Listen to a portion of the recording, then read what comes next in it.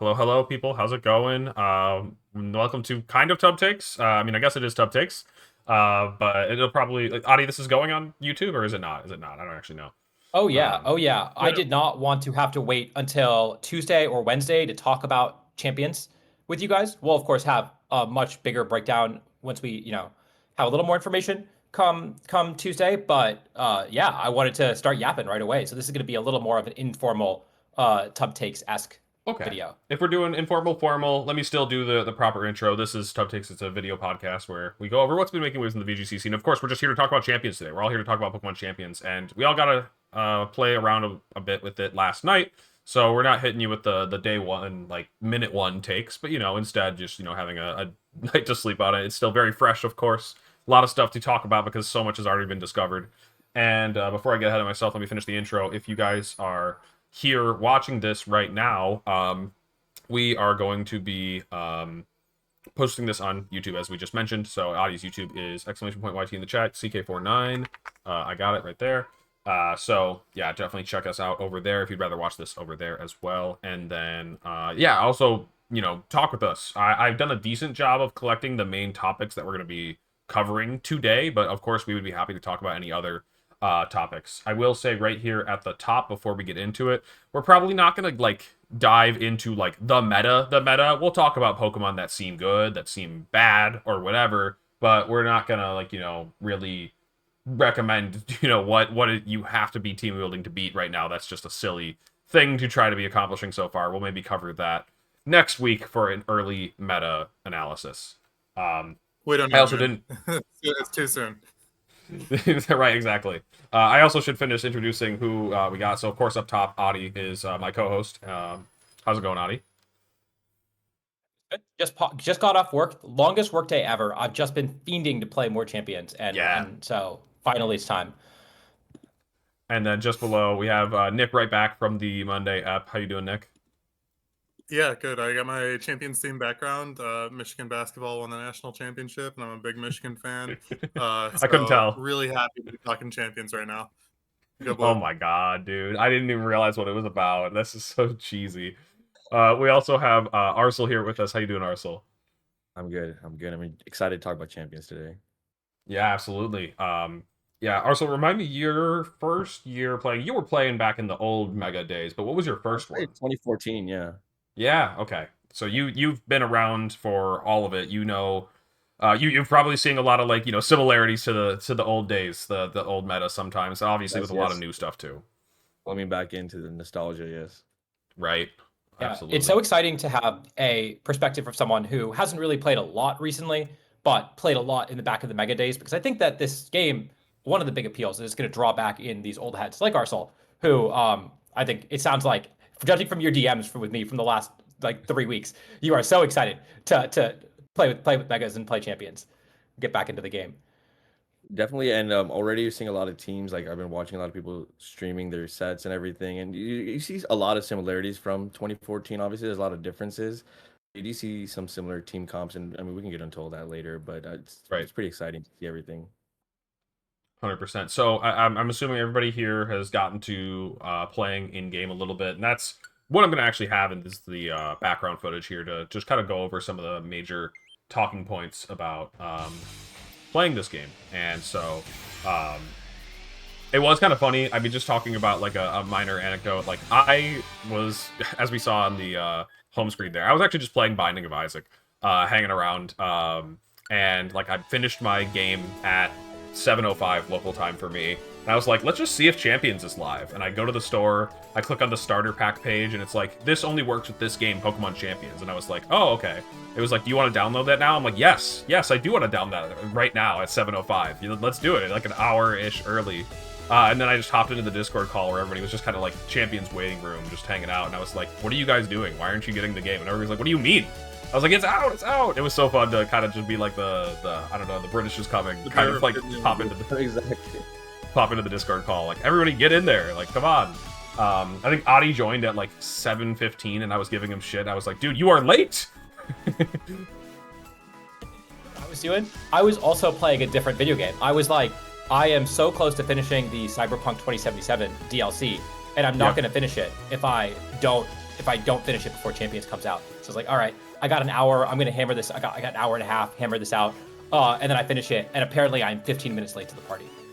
I was curious if you would have seen like people in the top left corner get like a Switch notification, like you have a friend that logged on Champions, a friend that logged on Champions, a friend that logged on Champions. You know? Oh, Justin was actually talking about that. His Switch was just a ton of people logging into Pokemon Home. Yeah, true. Like in the half hour before the actual drop. Audio is finishing up the post game for Cyberpunk 2077. I'm now working on the post game for. Oh, it doesn't even show it. This is Pokemon Legends ZA. Actually, that's honestly, I'm very curious why. I'm very curious why, Nick. Let's start by talking about that, because I see Pokemon Ranger Emerald talking about that in the chat. I retweeted saying that. I mean, I've just been tweeting a lot recently, but a lot of people have been saying, giving me shit for saying that it's bad that the best Pokemon in the game and 3 other megas are locked behind a different game, a $70 paywall. And my take is basically that this is supposed to be a game that makes VGC accessible, and that you like, yes, this is how it's always been. Yes, Calyrex is also locked behind, another paywall.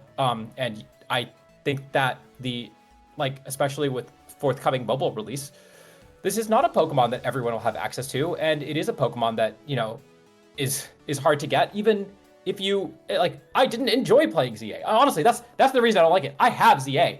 I have played through most of it. I didn't enjoy the game. I enjoy competitive Pokemon.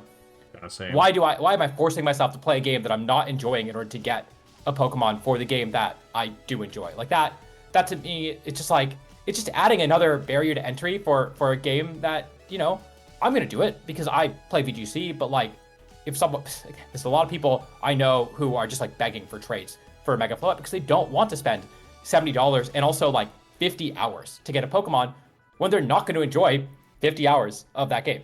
That's just, I just don't think it's a good thing. I don't think it's a good thing. God forbid mobile users have to download buy a Switch to be able to play this game. Again, the tagline has been Pokemon for everyone, and then they just keep, this is a feature that is this specifically is the thing that pisses me off the most, because it's making it so Pokemon is not for everyone. It's making it so Pokemon is for people who have more and more disposable income, when VGC, at least when I started, when we had $40 entry fees and all you had to own was an old Nintendo 3DS and a $50 game, was actually for everyone. So yeah, all the bugs, they'll fix the bugs. But if this is how the game is being monetized, where it's so aggressively monetized in game, there's there's a couple different battle passes, there's and bunch of premium content, and then on top of that, on top of all of those things, you're also expected to have to buy every single Pokemon game in order to get access to these new Pokemon. That's really frustrating to me. But I'm curious. I'm curious what you guys think. Arcel, did you ever play Pokemon ZA? No, I didn't, but funnily enough, my sister, she doesn't play the mainstream ones, but she loves playing Pokopia that came out. She played a lot of Legends ZA. And so as soon as I was like, oh, well, I need a Mega Floette some way. So I texted her. She's in San Francisco, and I was like, do you have a Mega Floette? And she's like, actually, I do already have one in the game. So I was like, I guess I'm going to need one of those, because it's pretty relevant Pokemon. So I actually have the game Legends ZA, but I have not played it. I was kind of... That was my suspicion, is that we're all in different states on it slightly. I figured, Arcel, you'd be the one that hadn't gotten any progress on ZA. Adi, you said did you even reach credits on ZA, or no? I got to the Zygarde fight, and I lost 3 times, and I was like, this isn't fun. I hate this, and I don't have any intention of finishing this game, so I just stopped. Yep. Okay. And then Nick, you finished ZA but didn't do the necessary post game, I think.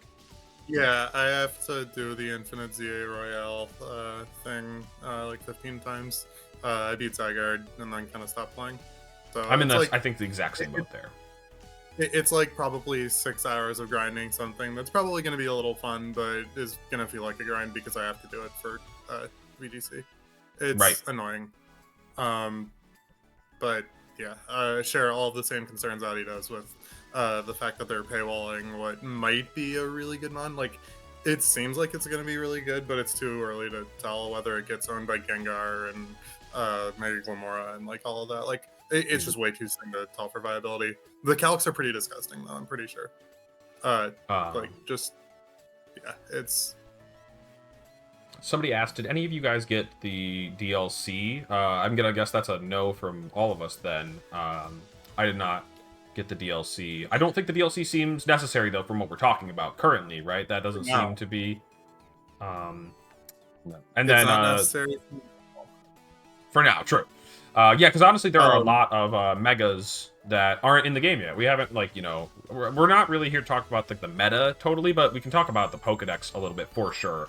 And yeah, we absolutely do not have all the megas. This was kind of expected, like the easy slam dunk megas that you could say would not be in the game besides, you know, Rayquaza and Zygarde, which are restricted in Pokemon, are some of the other legendary megas, like Latios or Heatran. Like, this seems like a format that doesn't include legendaries, so we're not going to have those guys. But then there are some old and new megas that we're definitely seeing not included. Mega Malamar is a new one that isn't in here. Mega Metagross is an old one that isn't in here. So it seems like it is very much an Raichu intentionally was in the curated. trailers. Yes, it was. Like Raichu was a focal point of the trailers, and it's not in here. Adi, you're gonna get me on my my soapbox about how I was right and everyone called me an idiot because I so many times I just kept saying, like, I don't know if like Guts or Saloon is going to be in the game on launch. Like, and everyone's like, it's been shown in the trailers. Everything that's in the trailers is going to be in the game on launch. You're coping. And I was like, I don't know, man. And sure enough, we don't have Guts or Saluna. We don't have Dondozo. No Dondozo. Pop it off. And yeah, it's super interesting. There's also the items. While we're on the subject of the trailers, I think some items were shown in the trailers, like Weakness Policy and Throat Spray.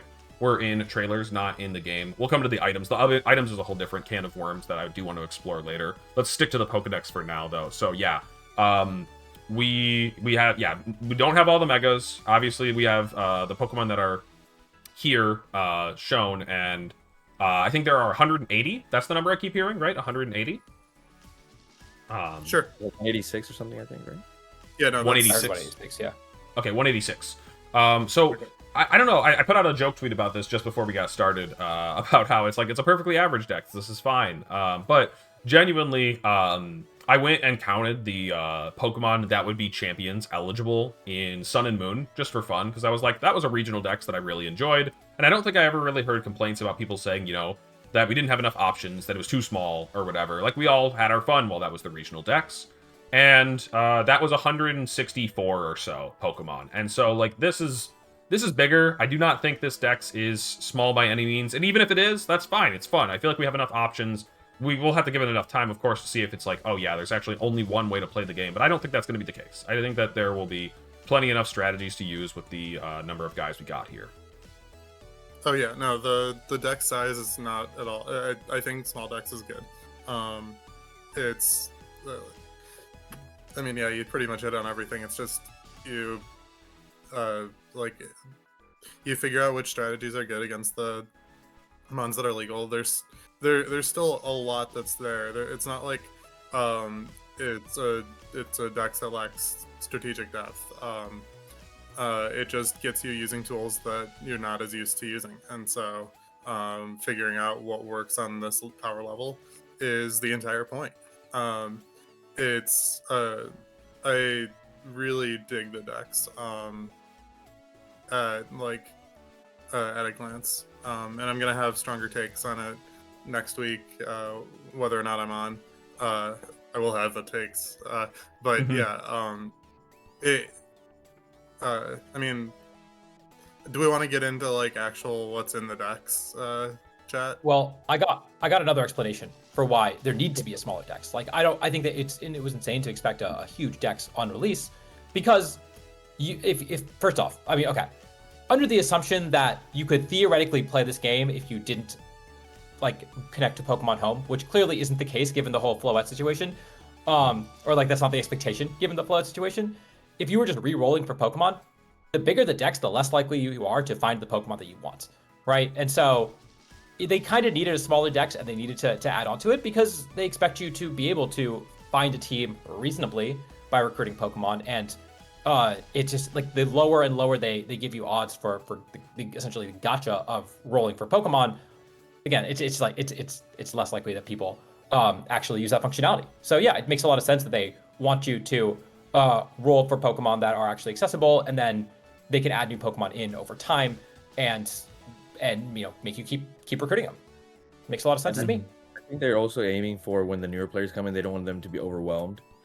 And so when you look at some of the decks, I think it's perfectly fine. I mean, at this stage, I mean, if there's any Pokemon that's usually been fringe in past years of VGC or not extremely viable, this is probably their best shot to get any sort of, limelight, to be in the spotlight for everything. So if there's something that's a fringe strategy or anything, this would be the time before, more things get added into the game. And so it gives Pokemon that are maybe in future formats we're not going to see as much to have their time in the, time in the spotlight. Yep. Yeah, I'm very excited for it, and I think that in terms of like what we have metagame wise, I think is going to be a lot of fun. I should go find the item image because that's probably the best way to describe what we're going to be talking about next here. It's in Mel's ideas if you want a quick access to it. All right, let me go find that there. In the meantime, Adi, you want to walk us into that real quick?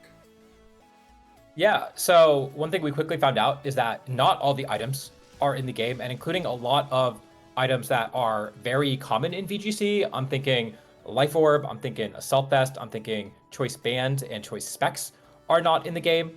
Safety Goggles is not in the game, right? These are all things that you see at extremely high usage in normal VGC tournaments. And instead, there's like, I don't actually know. I'm trying to count off the top of my head. I'm seeing 10 times 6, about 58 items, plus all the Megastones in the game, including things like Oranberry, which is not really real, right? So yeah, it's very limited. Oranberry made the cut. The main ones. The main ones are the right? type boosting items and the type resist berries. Those are the ones that are probably the biggest proportion of the items, but also some of the more notable ones that we do include are Mental Herb, Leftovers, Choice Scarf, Focus Sash. So we do have some of the more staple items as well. And yeah, I don't know. I also I'm what's up? Oh, we have all the RNG items, of course. Like Quick Blot, Quick Yes. Powder. Yeah. Sorry, continue. Yeah. No, I'm gonna actually send the floor over. I know I have thoughts about this, but I'm curious what you guys think about having fewer items than normal in VGC alongside fewer Pokemon than normal. It would have been funny if there was Ursaluna. It would have been funny if there was Guts Ursaluna, but there was no like Flame Orb or anything to activate the Guts. True. Yeah, you gotta use it with Scovillain. You would use it with Scovillain. You just like there you go. Earthquake, burn yourself, and you're chilling. Yeah, I'll jump in there then. So so far, I think I'm like a little skeptical on it because it feels like these were like the VGC constant, where like this was just like this and the moves were the things that didn't change, but the Pokemon that were legal were kind of the moving parts that defined a format, and that was just it was only expanding over time. We didn't have loaded dice or clear amulet or covert cloak in the sword and shield era, but those were additions that came over time. There was a point where we didn't have safety goggles if you go way back, and an assault vest. So they've kind of just only been adding to this, and these are just like the bread and butter tools that we use to play VGC. I definitely think it'll take a bit of getting used to, but I think I'm okay with it. And so I'll get used to it. It does feel like maybe a little too few items because there are some like really bad items that I'm putting on Pokemon because I got nothing better to do. But it feels almost like slightly nostalgic to see type resist berries be strong enough to use. Like that. I'm okay with that. Like honestly, that's felt like my favorite item to run on Incineroar right now is decide, do you want to take close combat better? Do you want to take wave crash better? Or do you want to take earthquake better? Just put on a type resist berry, I guess. And it's kind of funny. So I'm actually super into it. I think that it's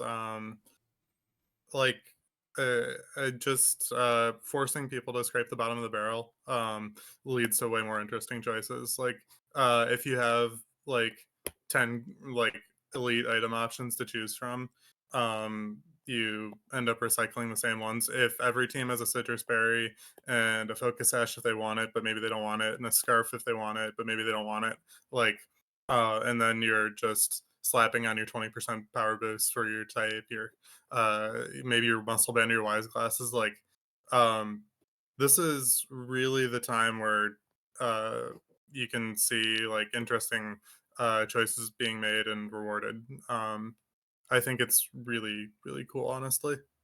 I think a lot of the Um, teams you're gonna see also are they're gonna rotate around the same type of like one is gonna be a Mega Stone, right? And the other five you might see just everyone's gonna have a Sash, Scarf, Resist Berry, Citrus Berry, something along those lines, and then maybe like a niche item pick as well between that.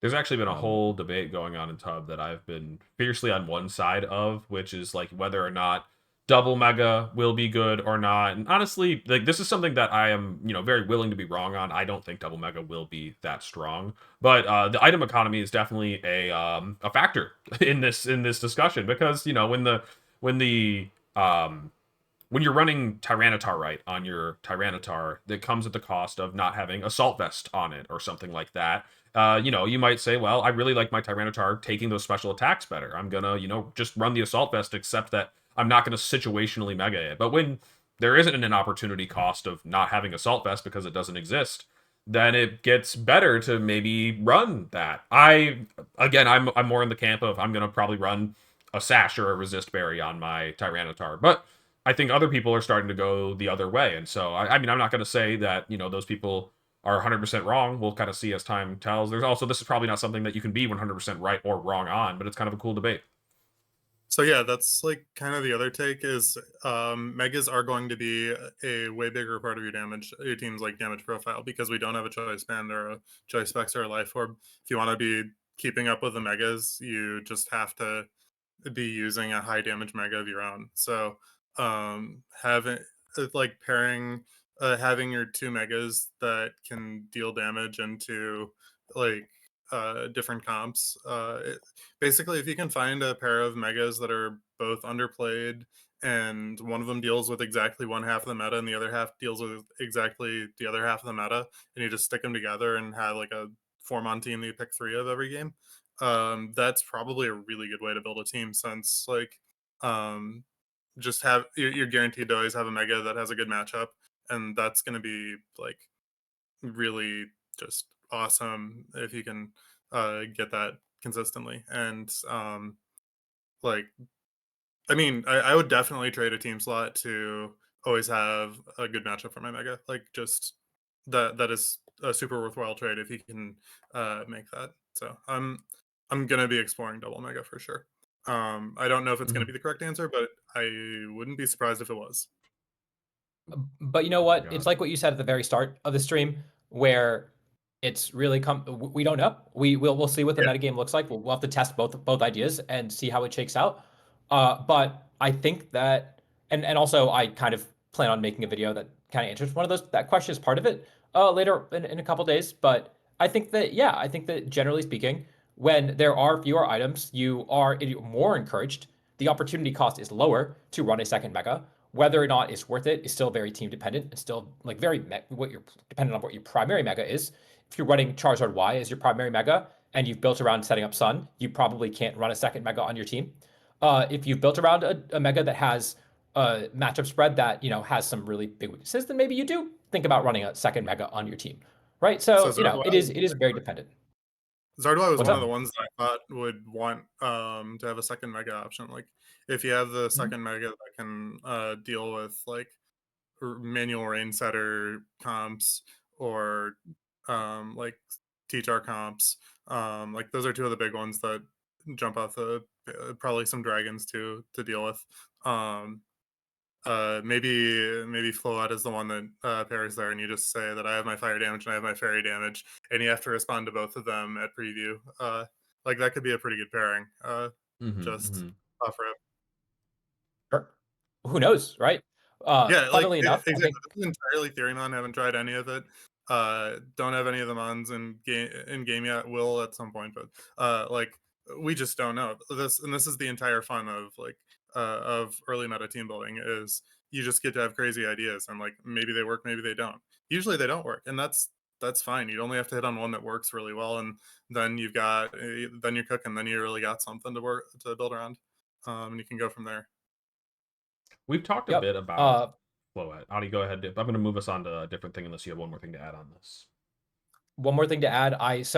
Yesterday I reached out to Inosh, another old head, been playing forever, because and one of the creative team builders from back in the day, And I was like, did anyone ever run triple mega? Like, especially in 2014. I'm just curious, like, did that ever work? And he was like, I don't know if I can. He couldn't find anything. But he was like, but I did run zero megas in early 2014, which is crazy because 2014 was the format that had the biggest discrepancy between the power level of megas and the other Pokemon, very similar to this format. And he was like, yeah, I ran zero megas at a tournament, and I think he got second place or top four at one a regional. With zero megas, but he had 3 choice items on the team, right? So choice items are one of the very few ways to get a normal Pokemon up to the power level of a mega evolution. And now that we don't have choice specs and choice band, yeah, I think like what Nick said, your megas are going to be even more important. It's going to be very, very, very important that your megas are leveraged correctly because so much of your damage is coming from them. And again, they don't because they don't have all these damage boosting items. That's even more so the case. I kind of nefariously think that because the Mega Stones are the most expensive items by far, they want you to play double Mega. They want to push double Mega early on to make you buy more Mega Stones. But honestly, I'm here for it. I think this is a really fun format to explore. It's not something I've had to do before ever. And so yeah, I love trying out brand new weird formats in VGC. And this is a new one. It's cool. It's fun to try out, and I'm sure they'll add more items in later. Then and we'll get to play normal VGC, 6 months from Eventually. now. Yeah, Eventually. Yeah. No, this is perfect. Like, this is genuinely awesome. The items being cut down.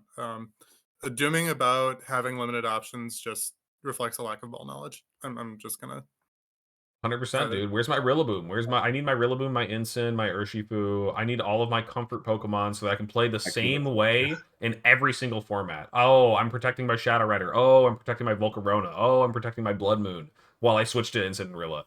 No, come on. We can work with this. We can work with this. Anyways, let's talk about the Megas. Let's talk about the Megas, specifically the new Megas. Because we don't have all of the new Megas. That I don't even know if that's coming in like a later data mine. I think they're just not in the game at all, so we probably won't know what Mega Malamar, Mega Electros, and etc. have until they're put into this game. Unless they get added to Home or some other game, we probably are going to be waiting on those. But here are the new ones that we have, and these are all the ones that are going to be legal in this Mega MA regulation, the first format that we're playing.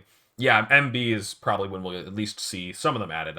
We were kind of saying from the beginning that that's going to be the thing that distinguishes them. They're going to add some megas back into the pool.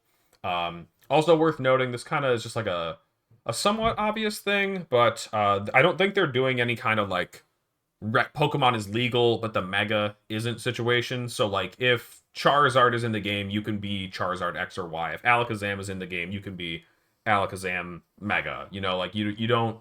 They're not gonna, I think, add a Pokemon at a different time than its Mega Evolution, basically. There's seems like one exception.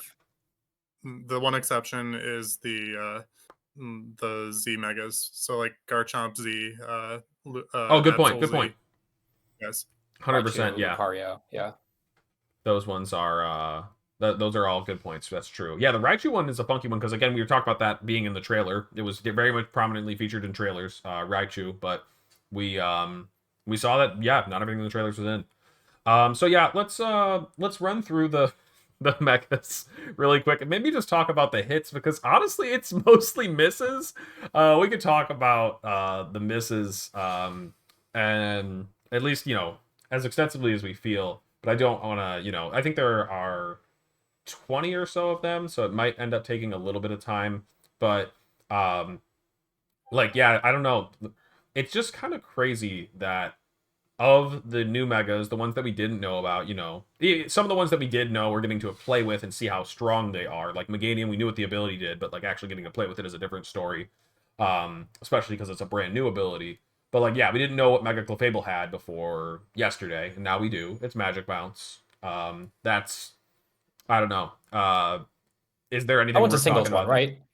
Yeah, that one's probably. surely made for singles. That one's very solid in singles. It's interesting in doubles. Like it's Follow Me that's immune to taunt. That's a little cool. Mega Victory Bell, innards out. Honestly, that was kind of funny. Pop quiz. Who remembers what innards out does? I'm sure people have looked it up by now. But maybe I'll pick out Arsenal. Arsenal, do you know what innards out does? I don't remember at all. Oh my What was that? god. If I tell you It It was you Pyukumuku. remember. You got that. You got that. Yeah, that's Yeah, what I remember. basically, the amount of HP you are at when you get KO'd is dealt in revenge damage to the Pokemon that KO'd you. So if you OHKO a Victory Bell, you're getting OHKO'd yourself. Which is funny. It's actually like kind of cool because you can like you have to like double tap Mega Victory Bell. You want to ideally do like 90% and then KO it so that you take the smallest blow, but that can be kind of exploited. It gets moves like Strength Sap and stuff. I don't think it'll be good. I don't think it'll be good, but it's funny. Yeah, like if you're a Zard Y and you Heat Wave against a Victory Bell, that's you're trading your Mega for their Mega, which might be fine, but their team is probably designed to opt into those trades, so it might not be fine. Like it's really funny. So It's probably not. Mega Victory Bell is another one of those megas. There's a few of them that we'll talk about that has a really high attack and special attack stat, which is just not like something that you can really do very often and have Nope. the Pokemon be viable. And it kind of makes sense with its ability as Inner Doubt. We were really skeptical of like why they would do that. And Inner Doubt means, oh, okay, it's going to hit really hard and then it's going to die and it's going to do a lot of recoil damage. I guess that kind of makes sense, but this one's bad. Like this one's aggressively bad. The best thing that Mega Victory Bell does is that now you can run Victory Bell and pretend like it's Mega Victory Bell so they don't attack it and try to knock it out. Like that's really the best application. Yep. And this kind of loops back to something that we had talked about months ago when these first were, a kind of released, and we saw the stats in ZA, and we were speculating about what they might look like in VGC, where the existing Mega Evolutions that we know are so good, right? Like we know Mega Gengar is really good, we know Charizard Y is really good, but there's like the Megas that have Gardevoir, all those guys. They've seen a lot of play. We know exactly how good they are, and they're very powerful. The power level of the new Megas for them to be viable has to be pretty darn high. And so we were really hoping that they would give these guys busted abilities. Like I'm gonna keep harking on this. So I'm gonna do this rant now. This is not a busted ability. This is a bad ability on a Pokemon that's bad. Like if they gave it a crazy ability, we could talk. But every single Mega that doesn't have a absolutely crazy ability or didn't start with a base 600 Pokemon just isn't viable, basically. Yeah, there's going to be so many bad ones here, and Magic it's so Bounce funny. Just What's not that, for doubles. Magic Bounce is actually one of those abilities that's crazy busted, just in singles, not doubles. Right. Mm-hmm. I do want to bring it back to that stupid ladder that everybody was playing on, hoping that these Pokemon were going to get crazy broken abilities, and it's just like, look where we are. Like, very wishful thinking. But this is like, I think my favorite tweet, I don't know who to credit to, but the person who said like, I can't wait to see the real abilities, because like these are the guys that gave Mega Emboar Mold Breaker. Like they're not going to give Mega Absol like Ghost Pixelate or something like that. Like they're just it's gonna be something a lot more normal and on par with what they normally do. So yeah, Mega Starmie as expected, huge power. I don't have a ton to say about it. I haven't really seen it. It might be okay. Notably doesn't have Wave Crash. I did hear that. So so they did kind of like nerf it in the move pool department. So but it's still kind of a funny one. Mega Dragonite is multi-scale. I've been seeing a lot of people saying that it's bugged as well, which is fun. We'll get more into the bugs later, but specifically, the Mega Dragonite's having issues with its multi-scale ability, but we kind of knew about this one. On Meganium, we're getting confirmation that it is like always sun boosted damage, so that means it gets 150 base power Weather Ball. If it's raining, it's still a 66% synthesis or whatever. Notably, as well, if it Solar Beams a Tyranitar, it seems to ignore the Sand Spadef boost. So it's okay. Yeah, it's pretty cool. It's pretty cool. I mean, I think it's got some sauce, this Mega. So that's cool. Just real quick, I wanted to loop back to Starmie because I wanted to talk about its new moves as well. Moves it never had before. Obviously, this is a physical attacker Mega, and it's traditionally a special attacker. So it got Triple Axle back. It got Triple Axle in ZA, and that was now a move that it is continued in its learn set. It also has Aqua Jet, Liquidation as two like really strong water moves. It has Bulk Up if you really want to boost it up. It has Ice Spinner as another ice move that's pretty consistent. And I think it already had Flip Turn as a move, Okay. but yeah, it gets flip turned back as well. So it actually has like a really solid move pool for its ability, and like I think this guy might actually be viable more so than and Zed Headbutt as another physical move that is a psychic stab. So it got some What was really that good speed? moves to maybe make it a little more usable. If you click on it on Cerebi, it has updated. Oh, that's Page, fair. I could if just you look wanna and go down. Let me look see. Let in. me see. Yeah. 115. Oh, it's okay. It's okay. Decent. Decent. Yeah. Mega Gator. We don't think we learned anything crazy new about this guy. It seems solid. There's a couple of strong water type options in this format. That we'll probably cover more in the metagame review next week. But I think it seems decent. Skarmory got Stalwart, which I don't know. Anybody think that that's what it needed? He needed. Yeah. What's that? He needed. Nick? Oh yeah. Go ahead. Sorry. No, there's one more thing you should know about Stalwart. Stalwart is now Mold Breaker. So it not only gets to ignore redirection, which is what Stalwart used to do, but it also ignores the effects of opposing Pokemon's abilities. So it's actually a little better than you think it is. I think this Pokemon is real. At least I'm going to try building around it to start out. But I am actually excited about Skarmory. I don't think Stalwart is a crazy good ability. I wish I had gotten Shift Gear as a move. I think that would have made it like actually viable. But no, Skarmory is the Pokemon that I'm going to start out building around. What because is your? It's cool, and also it looks like a Tiger Hawk, which contributes to why I want to use it. What's his first? What's your first? Or like, what's an easy mold breaker application that would be cool? Besides multi-scale dragon, It kills Mimikyu. Mimikyu. Oh, that's funny. That's another one. That's a good one. You can drill run. Oh, it does get drill run, right? You can hit and Rotom with drill run. GG Rotom Flyer. It probably farms flow at just really hard. That's not related to the Hit your ability, blood but fast 100%. I'm with you there. It gets rock moves to hit Charizard, and if you Mega, you outspeed it. So That's like yeah, it's got some 140 cool attack, applications. 40 attack. Okay. So 10, 140 attack. Yep. Yeah, what's fun about this Pokemon is that it is about as min-max as you can be. 40 special attack, you'd love to see it. You'd love to see it.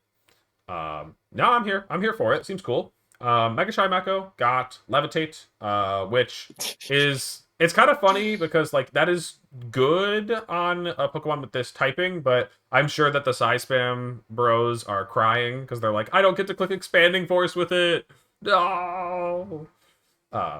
This be good. This was a Pokemon. When we were speculating, we said they have to give this thing a crazy, crazy ability for this to be even remotely viable. Like, I was speculating its ability would be that your allies get soundproof and also like your allies get soundproof and something stupid with sound moves. And it's nothing. Right. It's not thematically about sound moves, and it's just the ability it already has, and it's already a bad Pokemon. I mean, come on. This is one of the ones that I'm like, you can do better. Be a little more creative.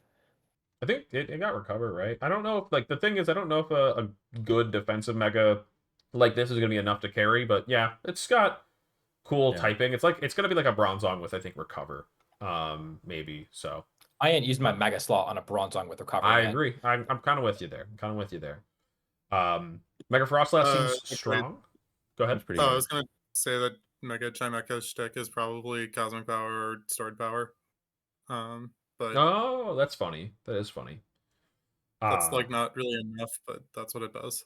Right. It doesn't get body press, right? That would be the way to do it, if it had both. Mm-hmm. But it only gets it's Stored Power, but it's only Stored Power. Right. So Mega Frostlass, I do want to definitely highlight Mega Frostlass as probably one of the like 3 megas of the new megas that seem like it'll hold up. Which is pretty cool. That said, I was playing earlier today, and it set up an Aurora Veil in front of my Incineroar, and I was like, all right, it's got the Hail defense boost and Aurora Veil. Let's Flare Blitz it. Let's see how much it does. And it took 70.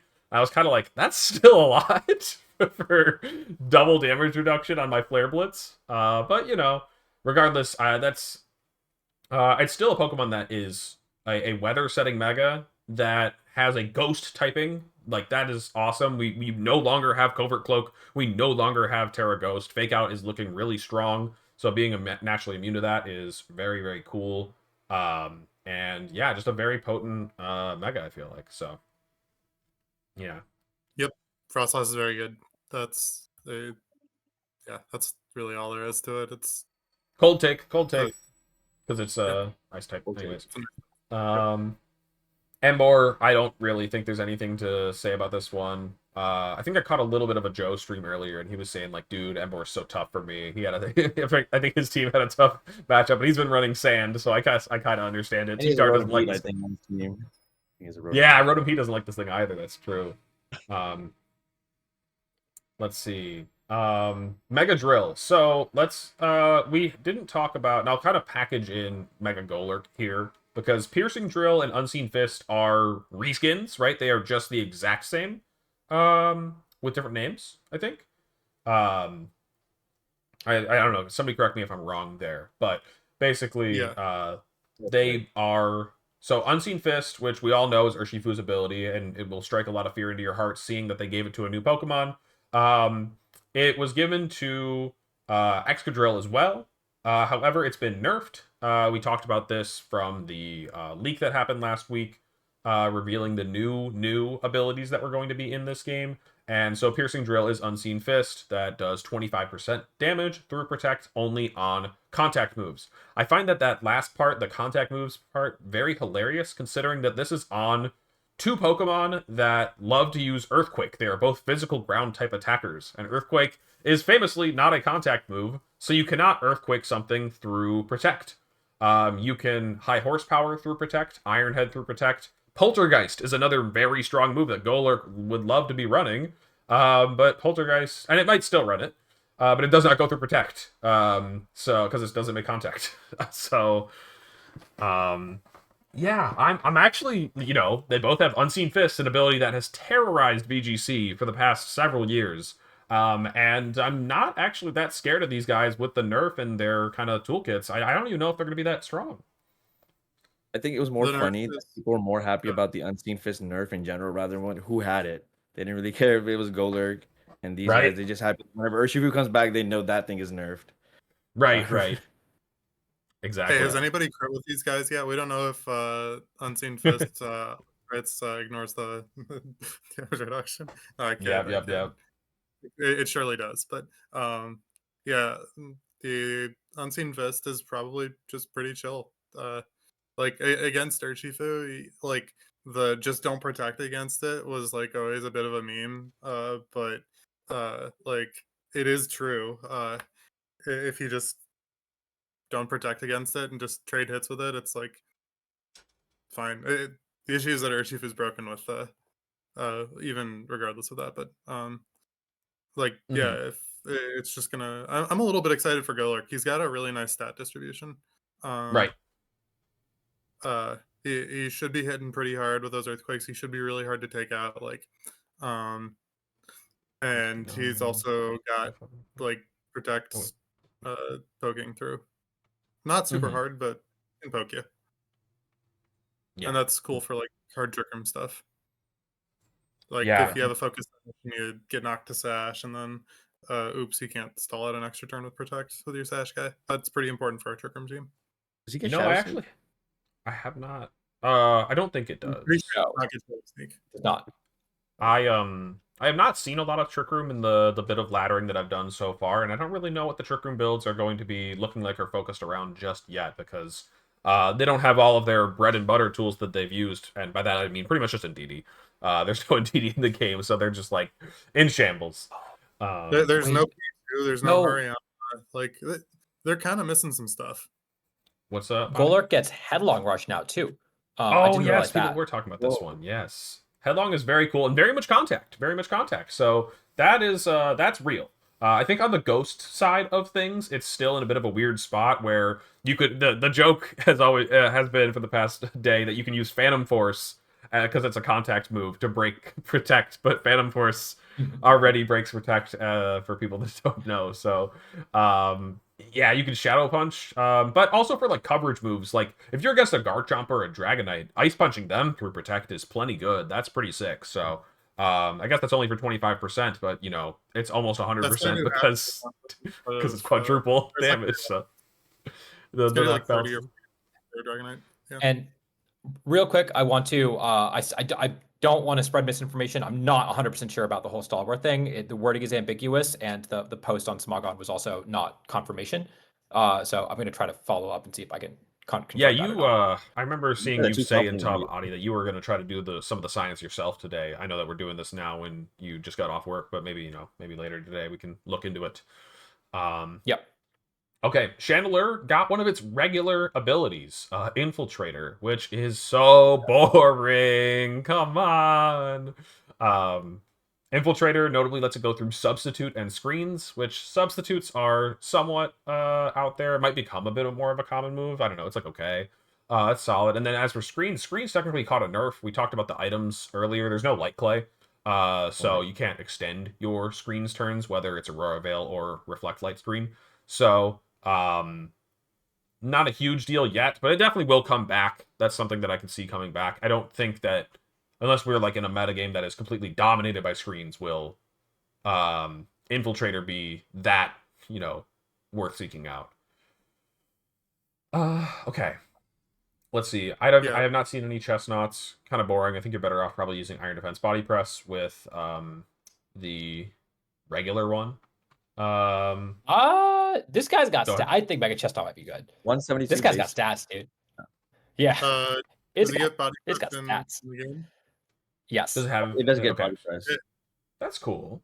That's cool. Yeah, I guess you could be leech seeding and body pressing with this thing. Maybe I support. Don't say Leech Seed. Don't say Leech Seed. Leech Seed got nerfed. At least he That's got true. nerfed. Did it get did it get nerfed or I- did it get inaccurate? Or was the message inaccurate? You guys were talking about this. I didn't actually follow up on this.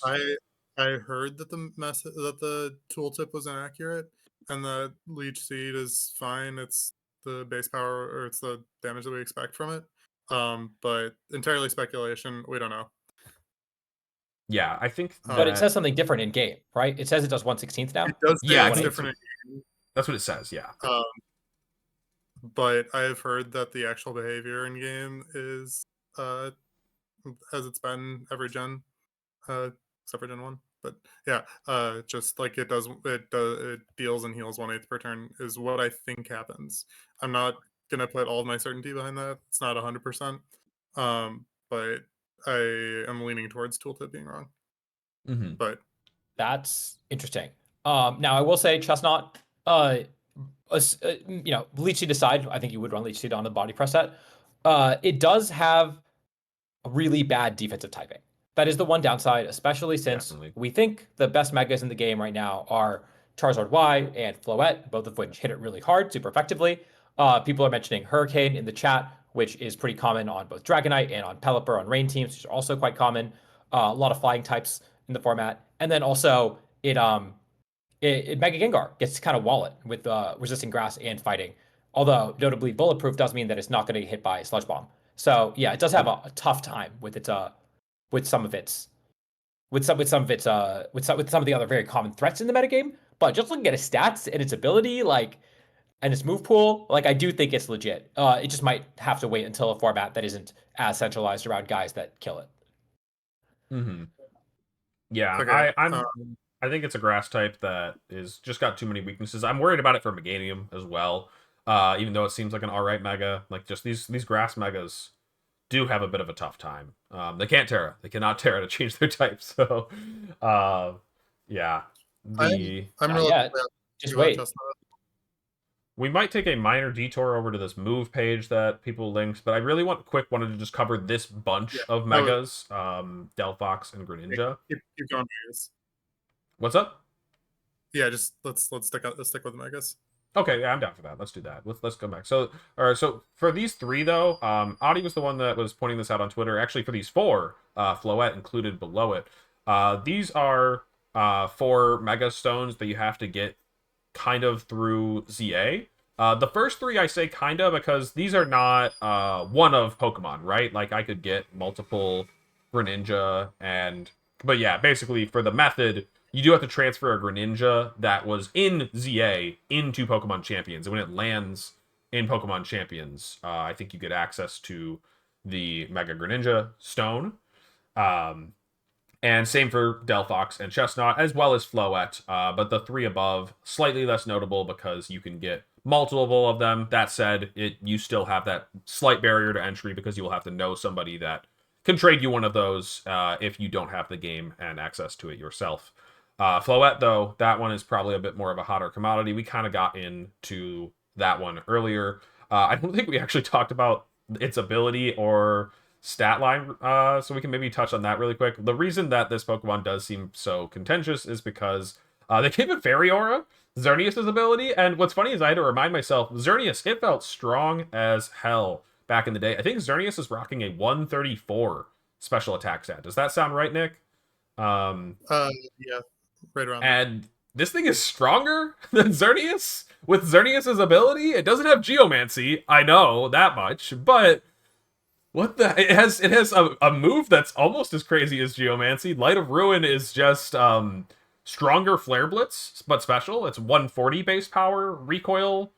What were we saying, Arcel? It's pretty strong. It's pretty scary too. Yeah. It also doesn't have an accuracy check, does it? Does Light of Ruin have an accuracy check? No, Is it's it 90? 100. Oh, it's 100? Oh, okay. I guess it should be somewhere. Sorry, if you think it's 90, just look it up. It is 90. It is 90. Okay, it can miss. Okay, it can no, miss.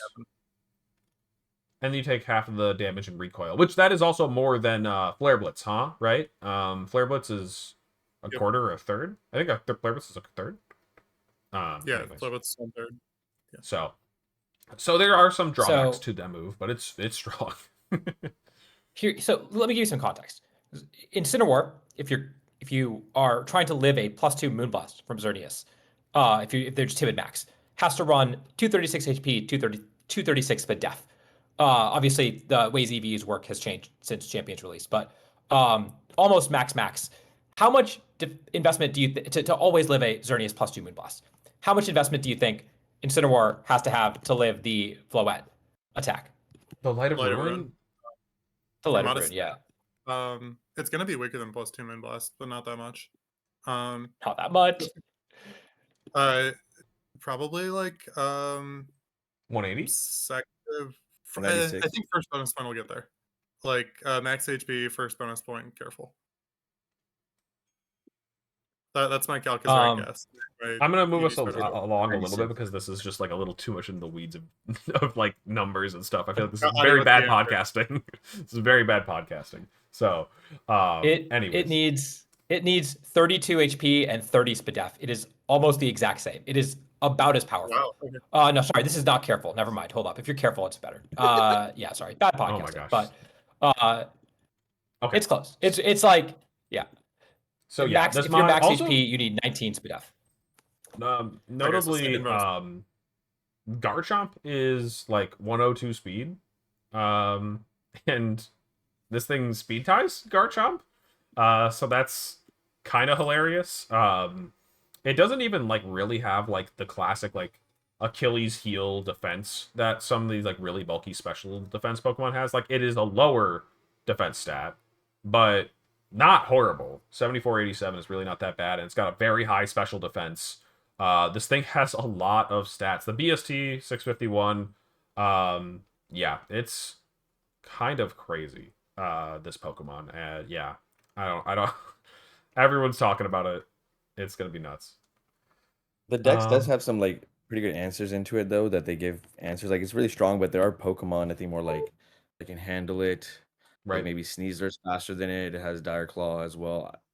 I think it can survive if you're bulky enough, but of course, Right. because Dire Claw is super strongest. But so it's really strong. The 102 speed and speed Titan Garchomp. But I think there's a lot of things that you can do with the physical aspect of knocking it out before. Plus, there's a lot of Pokemon that are. It's surprising. I know we haven't gotten to Mega Glamora yet, but Mega Glamora is actually 1 point slower than it too, which is kind Right. of awkward. Kind of goofy there. The main Achilles heel of Floette is that it has no coverage whatsoever. It's got it's going to be rocking Gleam. It's going to be rocking Moonblast. It honestly might be rocking Triple Fairy Move Protect. Like Which is like Xerneas. That's what held back It's Xerneas. It's just like yeah. Zerd. It's just I just cannot get over the fact that this Pokemon is about 85% as powerful as +2 Xerneas without having to charge up a turn. In the process. Like It does kill itself in the process.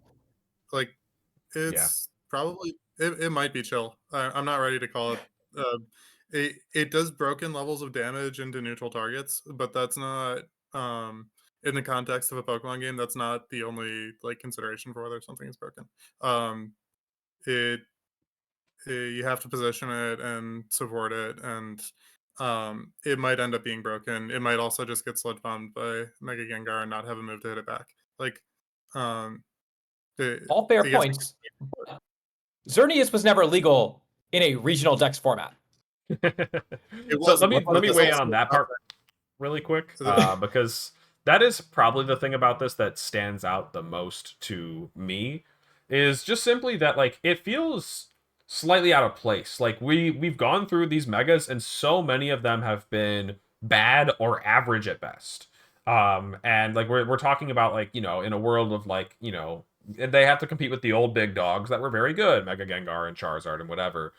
And it's just like then Mega Flowout was like they just cranked it way up for no reason. It feels like a legendary Mega. Like I don't know, we don't know how broken Mega Heatran is going to be, but it's just like it's way above the power level of the other Megas on paper and stuff, and that's just so strange when they gave Moldbreaker to Ambor, when they gave Infiltrator to Chandelure, and then this one they decided to just slam dunk this one. I don't know why. It's a little too hard. So I mean, it's the big broken, but you're allowed to target it because there is not another big broken. It I wouldn't be surprised if it never wins a tournament in Reg MA, Oh because wow, it's dude. just That's the That's thought. yeah awesome. no How much you want to bet? I'll put a wager down right now. I need good odds. Like I need to know how So many tournaments there are. okay. So like I mean this is top picks, right? Yeah. It's supposed to be like a You relatively gotta hot get the take, but takes. yeah, it's the type of thing that if you put two fairy resists on the field, it's like just hitting for not very effective damage, and you can win damage trades against it pretty easily. It Mhm. is one trick, but it's a hell of a trick, and um there are just there's ways around it. Like I'm not terrified of it. It is going to be a centralizing force. It might not be. It's probably not going to beat everything. Um, Mhm. it will just force you to respect it in the builder. So how That's much you fair. can switch it in And before megas as well? Like, because we're talking about the mega aspect, like it's already mega, but you have to imagine that it comes in. What's the switchability of switching in? It's gonna have lower Mhm. defenses. I think special Yeah. defense is still pretty high. I think at 120 something even before megas, but then it has even lower physical defense. And I think Justin's right in the chat. It's not nearly as bulky as Xerneas, so there are a lot of downsides to it as well. Yeah, Mhm. no, Xerneas had plus again, 2 stuff, and it was faster than you. This mon is not faster than you, and it's not souped up special bulk. Like you can kill it like somewhat easily. Or physical. Yeah. the main difference is that Xerneas was played in a format where you could use Rayquaza and Groudon, and not in a format where the second best Pokemon is Sinistcha. But I get what you're saying, Nick, and I do agree that VGC has always had crazy broken Pokemon, and they've never really been like oppressively dominant. Largely because honestly, like especially the attackers, right? The oppressive support Pokemon have been dominant in ways that have been crazy, but the like Fluttermane, like Incineroar, like Rillaboom, Amoonguss, right? Those guys have been taken over formats, but the oppressive attackers always have you can target them down. You can outpace them and outdamage them. You can put enough bulk and enough resistance on the field, and if you're willing to commit enough resources, you can beat them. So it's not inherently bad that there are crazy centralizing threats in the format. I really don't mind that, but it is just like Alex said.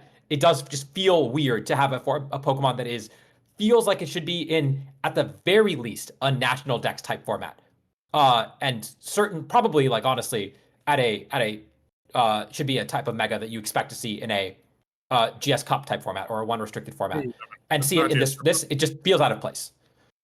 Mhm. Yeah, I think that this is actually its power level. All It, right. All right. it That's real. like Honestly, I don't think you guys are going to agree, so I'm just going to keep us moving. All yeah. right. So, Okay. because I'm honestly maybe somewhere more in the middle as well. But yeah, this Pokemon, we'll have to give it time because I mean we're gonna look at this almost a week later in the next Tub Takes and see that there have been 18 tournaments over this one weekend, and so we'll see how many Floettes are people using or aren't using. And speaking of tournaments, apparently the Japanese players are already getting some set up. Terry Challenge, that's sick. That's sick. Yeah. So let's talk about the next one. There's that? also news about the Japanese. There's also news about Japanese tournaments, grassroots tournaments, but that's neither here nor there. They just updated the policy doc, and Aaron Trailer tweeted about it. Yep. So they can no longer offer. They can no longer take entry fees for grassroots tournaments, which is crazy and gonna kill the grassroots scene there. It is so sad. Gosh. Yeah. If we get more, we might dive into that one a bit more on next Hub Takes, just so that we have enough time to like get all the news on that one. But that does just totally blow. Let's talk about Mega Meowstic, which also totally blows, because why did they make Mega Alakazam but like worse? I guess I don't know. It has a different move pool slightly. It has Prankster before it Megas. It has Fake Out, I think. But why? I don't know what they were going for there. Trace was just like such a bummer. Now everybody that was hoping for Psychic Surge, I think that was crazy. It was a little crazy. But Trace is a real like such a bummer. What the heck? It's fine. I really you can get a Mega Evolution ability from one of the other Megas that has it, right? Right? Yeah, true. Adi? I think that it needed an ability like Psychic Surge to be viable. Psychic Surge might have been a little too powerful, I'll admit. Sure. I think that one, but like, honestly, like we said, I don't mind having crazy, ridiculously broken Megas in the game, because you will just find like you can be immune to Psychic in a way that you can't be immune to Fairy. So like I think that's fine. I would have loved it if this guy got Psychic Surge. It didn't. Instead, it's just trash. I mean, it's got crazy good stats.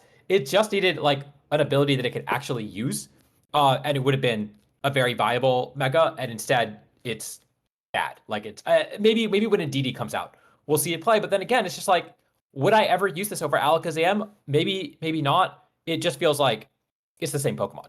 Dude, it'd be awesome. I'm looking forward to the day. Like, so Adi, we lead our Meowstic. They led Rillaboom. We switch in our Indeedee. We Mega. We Trace Grassy Surge. Put that grassy terrain back up, and it ruins the whole thing. Yep. That would be awesome. Could you so imagine? good, I do like Note of now pointing out that it does get competitive. So like pre-Mega, like you could end up with like a +2 Mega off of lead. That is pretty cool. All right, Mega Halucha, there's only one thing to say here, besides, like, No-Guard does seem kind of like a whiff, besides this weird gimmick that it's now landed itself in, because it has Entrainment. So you can Entrainment No-Guard onto Pokemon with Oko moves, and they can always land. And notably, I think somebody was pointing this out in the chat earlier, you can't Follow Me or Rage Powder that away, because if you take the Entrainment, you get No Guard, and if you have No Guard, Oko moves always hit you. So that means that you would just still get Oko'd, and you're just kind of delaying the inevitable. I don't really know, but yeah, I don't think No Guard is massive on this Pokemon. Like, aside from this gimmick, I don't think it does anything. Like, high jump kick can't miss. Pop quiz. Yeah. Pop quiz. Name the 2 moves, physical moves that Hawlucha gets that have 80 accuracy or less. There's only 2 of them. Then Stone Edge, right? So does it get Stone Edge? No. It doesn't get Does Stone not Edge? get Stone Edge. Does not get Stone. Oh, it does get Stone Edge. Sorry, there's 3. Oh, There's 3. Cross Chop is 1. I missed one. Cross Chop is 1. Cross Chop. Yep. It's Cross Chop, Stone Edge, and then you're never gonna get the last one. It's 75% accurate. Maybe you will. It's not high jump. Does it get Dynamic Punch, or Nope. some people are High jump is suggesting 90. that? Does it get? It doesn't get Dynamic Punch. It does not get Dynamic Punch. That would have actually made it good. I wish it did. That would have been pretty cool. It would have been cool. Dragon Focus Rush? I don't Blast. It gets Focus Blast. No, Focus Blast. I said I did take physical. The last one is Mega Kick. Is the 70% accurate move. Yep. Somebody gets Yeah. slammed. So like it just can't use its ability. It can with 90% accurate moves, but you're not using your Mega to give to get a 10% accuracy boost. Just hit your moves. Yep. Also, No Guard doesn't let you hit through Protect. So if you high jump kick into a Protect, you still take damage. Absolutely. Mega Crab. It honestly feels like in a similar boat to Mega Golurk. Like, it's definitely going to need Trick Room support. Will it be strong enough to do it? I don't know. It's weird. So in terms of fighting moves, Close Combat doesn't get the Iron Fist boost. So you can use Drain Punch or Mach Punch. I think this one gets Mach Punch now. Somebody told me that. Ice Hammer, by the way, a punching move. It does get the boost on Iron Fist there, so that's cool. It doesn't have to run Ice Punch. And it's like strong. It's slow. It's a really good Trick Room attacker, but it will just need a little bit of help. So I don't know if it's gonna be sweeping the meta by any means, but it's fun. It'd be fun to build a Trick Room team around this guy, but it is hard to make it so your Trick Room abuser is a single target attacker unless it's really strong. A lot of the Trick Room teams that we see do well are using spread moves like Expanding Force primarily, or they're using Eruption, yeah. Eruption on a Torque Hole or on their Mega Camera Ups, right? And so why are you using Crab over any of these other like Trick Room abusers that still exist in the game? Like Mega Camera Up is in the game. It does have some competition for that slot. You got to pair with the Yep. Rangaroo. I do. There you go. There you go. That's fun. Mega Drampa. I'm so sad. The Drizzle one. It would have been cool. It would have been interesting. But I was just hoping that they would do something besides just give it a base ability. Like I feel the same way about Chandelure. Berserk is just a little bit boring. It will absolutely get stronger when it's at half health. I think it has like a really high special attack stat. It's 160. Yeah, wow. So like it hits hard and it'll hit even harder. It's got good bulk. And another one that would use Trick Room really well, but yeah, I don't know. Berserk's just a little boring for it. But I think it could be okay as a Trick Room We're attacker. used to comparing Berserk to other attackers with a Specs or a Life Orb, but that's not the comparison anymore. That's fair. We're comparing it to lower power level non-megas. So I think Berserk will hold up pretty well. It's like really hard to one shot a Mega Drampa. So it's probably gonna get Berserk procced, or it's just gonna sit there churning out +0 attacks at full HP, and that's also kind of, you're gonna lose to that most likely. So I don't It think also gets Combined. It's also yeah. if pretty you want to strong. get bulky. It's pretty strong pre-mega It gets as Roost, well. so you can and use it so if you multiple want to grief weather teams, you can use Cloud9. So that's also pretty cool. No, this so, guy, yeah. like high key, I think this is the Trick Room abuser because it can hit really hard in Trick Room. It doesn't need Trick Room to operate. It can stop your Trick Room setup from dying to a crazy Charizard move with Cloud9 if you wanted to. And it gets a powerful spread move in Hyper Voice off a 165 special attack stat. Like I think this guy is just better than Crabominable on a Trick Room team. Yeah. And Alex, you know all about using Drip on a Trick Room team. I was about to say, I think 5 out of 6 of my Fort Wayne regional winning team are in the game. We have Lucario with final. I don't know if it has final gambit. I mean, maybe it does. It doesn't have follow me. I think it does. I think it probably It killed doesn't have Staraptor's final gambit, but I think Lucario has it. They took it away from Staraptor. That's funny. I think they did. That's wild, dude. Why did he get? Why are shots being fired at him? Anyways, I had Mimikyu, I had Drampa, Torkoal, Mudsdale. I had a Mudsdale. Mudsdale, I think, is in this Dex. I haven't seen a whole lot of him, but he's in there. And I had a Drampa. So Hariyama is not in the Dex, though. Anyways, Scovillain, we kind of got into it on Monday, talking about that spicy spray. Doesn't really line up with its stats, but, you know, maybe it's cool. I know Edu's been religiously using it. Maybe it's good. I don't know. I tweeted out that it works with special attacks first or non-contact moves first, and so I got like 3,000 likes on Twitter or whatever. Yes, and that means you get a lot of people who don't really understand how competitive Pokemon works responding to you, and so many people are excited for this Mon. I think this Mon is going to be very overrepresented, partially because Edu, very well-known player, is hyping it up, and partially because it's got a cool new ability, and also because the way that this move like ability works seems to be attractive to new players. But the truth is, in my opinion, any move, any ability that forces your opponent to do something for it to work is not good, because your opponent can just not attack the Scovillain or only attack it with Pokemon that don't mind getting burned. And that's just the easy, and like it's not like you can even switch it in, because you have to Mega Evolve it, and you can't you just Mega Evolve it, switch it out, and then switch it back in. So it's too much work. And it doesn't have the stats to be a good bulky redirector, which is what it would really want to be. I think this guy's aggressively bad. And I think we'll maybe see some play, but like it's just worse than running so many of these other megas that I would rather use so many other megas. Does Mega Glim convince you? Because that is the last one we have here, and it got adaptability. It's got a cool stat spread in that it got faster, notably 1 point faster than Charizard, and it's a rock type, so it can just Oko Mega Charizard Y. That's really, really cool. 150 special attack. Power Herb isn't in the game, so there's actually not as much opportunity cost over running this over a Meteor Beam regular Glamora. In fact, I don't know if Meteor Beam's in the game. I mean, you'd have to charge the turn for that anyways, but I know it's in the game because the demo during the tutorial, an Aggron clicked Meteor Beam against me. oh, okay, that's funny. So I saw James Beck using this on a rain team, and I was like, oh, that's kind of cool because basically, rain teams they don't like the Charizard. Charizard makes them a little bit sad, and so you just have a good way to dunk on Charizard. Adaptability is a bit. It feels like it's like That's one of the good well abilities. is one of the good This is a abilities, good and it was probably well selected for this Pokemon because like its moves don't get that strong. Sludge Bomb and Power Gem, like it doesn't have anything that's breaking 100 base power besides Meteor Beam, of course, as we were just saying. But with those moves being a lot stronger, it will hurt with those moves. They're not like perfect coverage. If you ever just run a Steel type, you'll have a good time. It gets Earth Power, but that's not adaptability boosted. Um, so it's like a Pokemon with well-defined flaws, but I think it could be good. I think agree. it's I think more- this is probably the best case scenario for Glamora's ability, right? Because it's a Pokemon that has really, really good offensive typing. Like Poison and Fight, especially Rock is a really good offensive typing.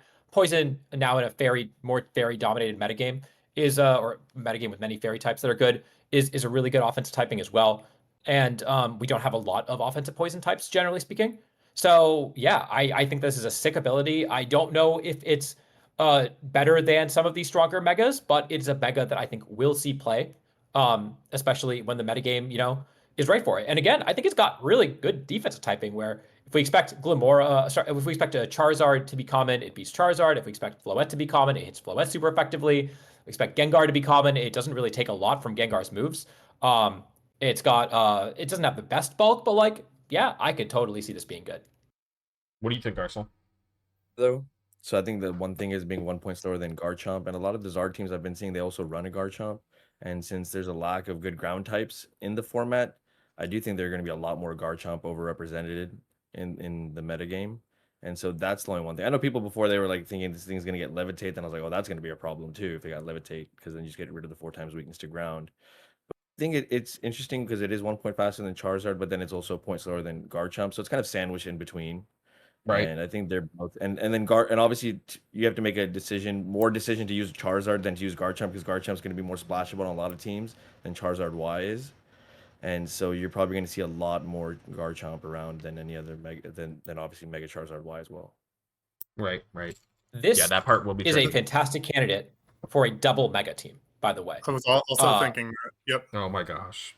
Go on. Go ahead, Nick. Okay, yeah, just it's got some matchups that you'll want to avoid. It works. The set that you'd be running it just is probably Timid Max or relatively close to that, and that works just fine as a non-mega Glamora. But you can pop it if you need the damage boost or the bulk boost or the speed boost, and it gives you some stats, but it works. You honestly don't really have another item that you'd want. Maybe a Focus Sash, but you don't want to be tanking 99 anyways, unless you want your T-Spikes up, in which case maybe it's worth it. Still probably not worth it, but Glamora's one of the best candidates for slap a Mega Stone on it, and sometimes you Mega it, and sometimes you Mega the other guy.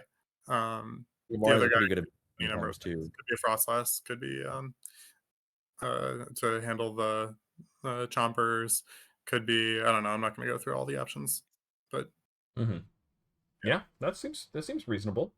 All right, yeah, so that's it for the new megas, and there's a lot of old ones that we're probably not going to spend time going into how strong they are in the metagame. We'll probably come back to those guys because they're a little bit less exciting, but like they will have updates themselves as well.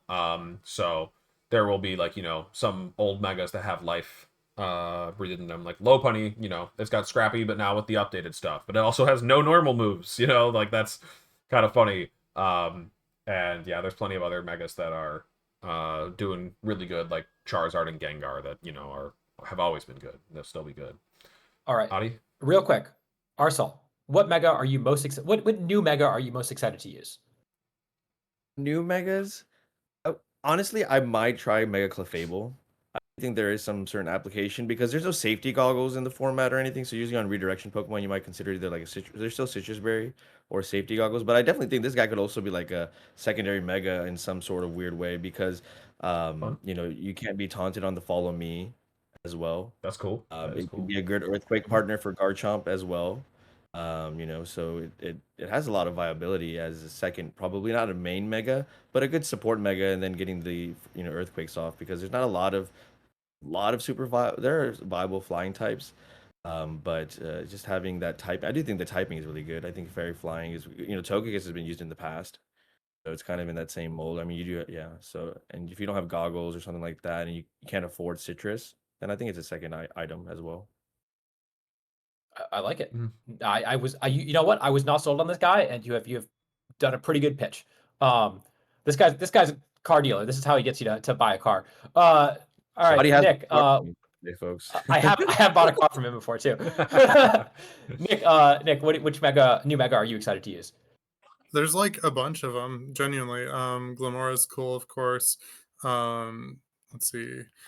Well, I had my list and I absolutely forgot it. Skarmory looks kind of neat. I know that's your guy. Yeah, back off. Frostlass would Grr. be really Don't pick solid. Scarf. I got to talk about Scarf. Go on. Um, uh, Golurk, I'm kind of interested in. Chestnut, I'm a little interested in. Flood, of course, I'm interested in. Winning sounds cool. Like, yeah. And Drampa, I'm not usually a hard Turken player, but I think that guy's gonna be at least a little spicy. No, I'm sorry, Nick. I'm rejecting your last pick because that's mine. Grr, back off. Mega Drampa's my pick. All right, Alex. Yeah. Talk about Drampa. Well, no, I think it could be fun because I'm actually mostly sold by like the Cloud9 aspect. Like it seems like weather is really, really strong, and so having that ability to keep things tame before it megas is cool. Obviously, once it Cloud9 is not an actual weather condition itself, so when it megas, that weather will still very much be in play. But you can, try to control that. Try to, mega when things seem ideal. Because I've used mega or regular Drampa before, and he's got pretty all right stats as a regular Pokemon. So, of course, I was using it with choice specs, so I did have that extra power boost that Mega probably won't quite give. But when it gets the Berserk, I also was using Berserk on mine. I wasn't using Cloud9, so it was kind of funny. But yeah, okay. Let me see. I think the next thing. I'm pretending like I know. Okay. Oh, there was the. I don't know where to find this in the game. I'm gonna switch us back to the capture card. Which. Oh no, I didn't turn it on. There it is. So there was. I wanted to go briefly over the timer thing. Where did we find that? Did you guys? That was just in-house testing. There's not a no. So there's an in-game. I tweeted rule it if you wanna. Oh yes. If you go to if you click minus and then you go to I'm waiting for you to click minus. Wait, where was it? Hold up. I told Roxanne how to do this yesterday. Oh no. What did I do? Not minus. Very professional podcast around here. Go true. So. For real. I don't know which of these it would be in, anyways. So I don't remember, but you can pull up the tweet from DeWapFed if you really want to have something. Basically, the timer seems a little bit weird because if you are in a ranked battle and it goes all the way down to time, it doesn't use the traditional tiebreakers. The battle is just called a tie. It says that it does this on the ranked battle and casual battle ladder. However, it doesn't seem like it does this in private battles per Nick's personal testing. Yeah. Okay, send text for voice. The Leonard tweet. Let's see. Battling. Dude, where is this page? Yeah. I wonder where that page is. Let me grab it. Put this back on. Yeah. Basically, it says that if time runs out, the battle and the end result will be a draw if you're having a casual or ranked battle. A draw doesn't award VP and your rank does not change. So, like, it does seem like it's possible to drag out a game if you really wanted to get it to a draw, but like I don't know, the game is it's a decent amount faster than previous games. I don't think this will be a very common occurrence. And but it's just something to keep an eye out if you want to prevent your opponent from kind of like cheesing you out of earning your points if you're going to win, you know. Or if you're on the other side of it, if you feel like you can drag it out to avoid losing points, then you might as well. Like, you know, a tie condition is not something you should feel bad about doing if it's in the game. At least this is just for ranked ladder, though. So this is just for points. Yeah. So private battles, this does not apply. There is a spectator bug that could be really fun for the casters, but as long as like the judges are on top of things, then it shouldn't be an issue. Like the game says that like player 1 wins and player 2 loses, or whatever. So the proper tiebreakers that we're used to in VGC, they do still work. If you have a 4 versus 1, it doesn't say that it's a tie in game, but there is a spectator bug for it. I don't have something to pull up for this as well, but somebody said always play for the disconnection win con in the chat, and we were kind of talking about that as well. So disconnects works differently. You can reconnect, and there are some timer exploits that you can do with disconnects. Like if you lock in your moves and then exit out to home, and then you can just like wait 20 seconds and it'll just play the animations and make the opponent wait for 20 seconds every single turn if you want to do it every single turn, while your animations are catching up. So that one's really kind of messed up, and I'm pretty sure that we're just going to see some like there needs to be rules doc stuff put in place to prevent that, because if you're allowed to exit out to home and stall 20 seconds every turn in a tournament, that is genuinely like really not okay. I'm not going to call it quite game breaking, but it's game warping when you get to like timer end games. So yeah, we need to have some just like it needs to be updated in the rules deck to prevent leaving the game. Is it harder to get a draw now because of the like nerfs to the protect PP and stuff like that as well? Protect that would is also nerfed, right? probably factor in for sure for like really the drawn out end games. Yeah, Yes. definitely. Yeah. So- Notably, if you fake out as well. True. Fake out. Yeah. Notably, if you do that thing that Nick was saying and you go to the home screen, well, the animations don't play, right? And so that's why you're catching up. You catch up with the animations. Your time does go down while you are not connected. And so it is hard to do. You need to be in a situation where you are up on mon count, going to lose the game, and have enough your time that you can stall it out until you win on tiebreakers, which is like pretty rare.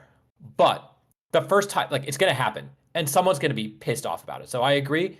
It's something that kind of has to be addressed. It's really hard to like police if you're not actively watching, right? Because how do you ever police that? And then like you can't say no one can ever accidentally click the home button, right? Like people do that. And so I don't know. I don't know what the best way to deal with that is, but like this is something that I feel like people are not going to talk about that is going to happen in a competitive tournament, and either someone's getting pissed off because they get DQ'd about it, because they like it's not against the rules, but it is pretty unsportsmanlike, and it's against the spirit of the rules, or you know, like they're not going to get DQ'd because it is, or they're not going to get a game loss because it is not against the rules, and it's just going to be like an annoying thing that people do. Right. I don't know. Go ahead. Yeah.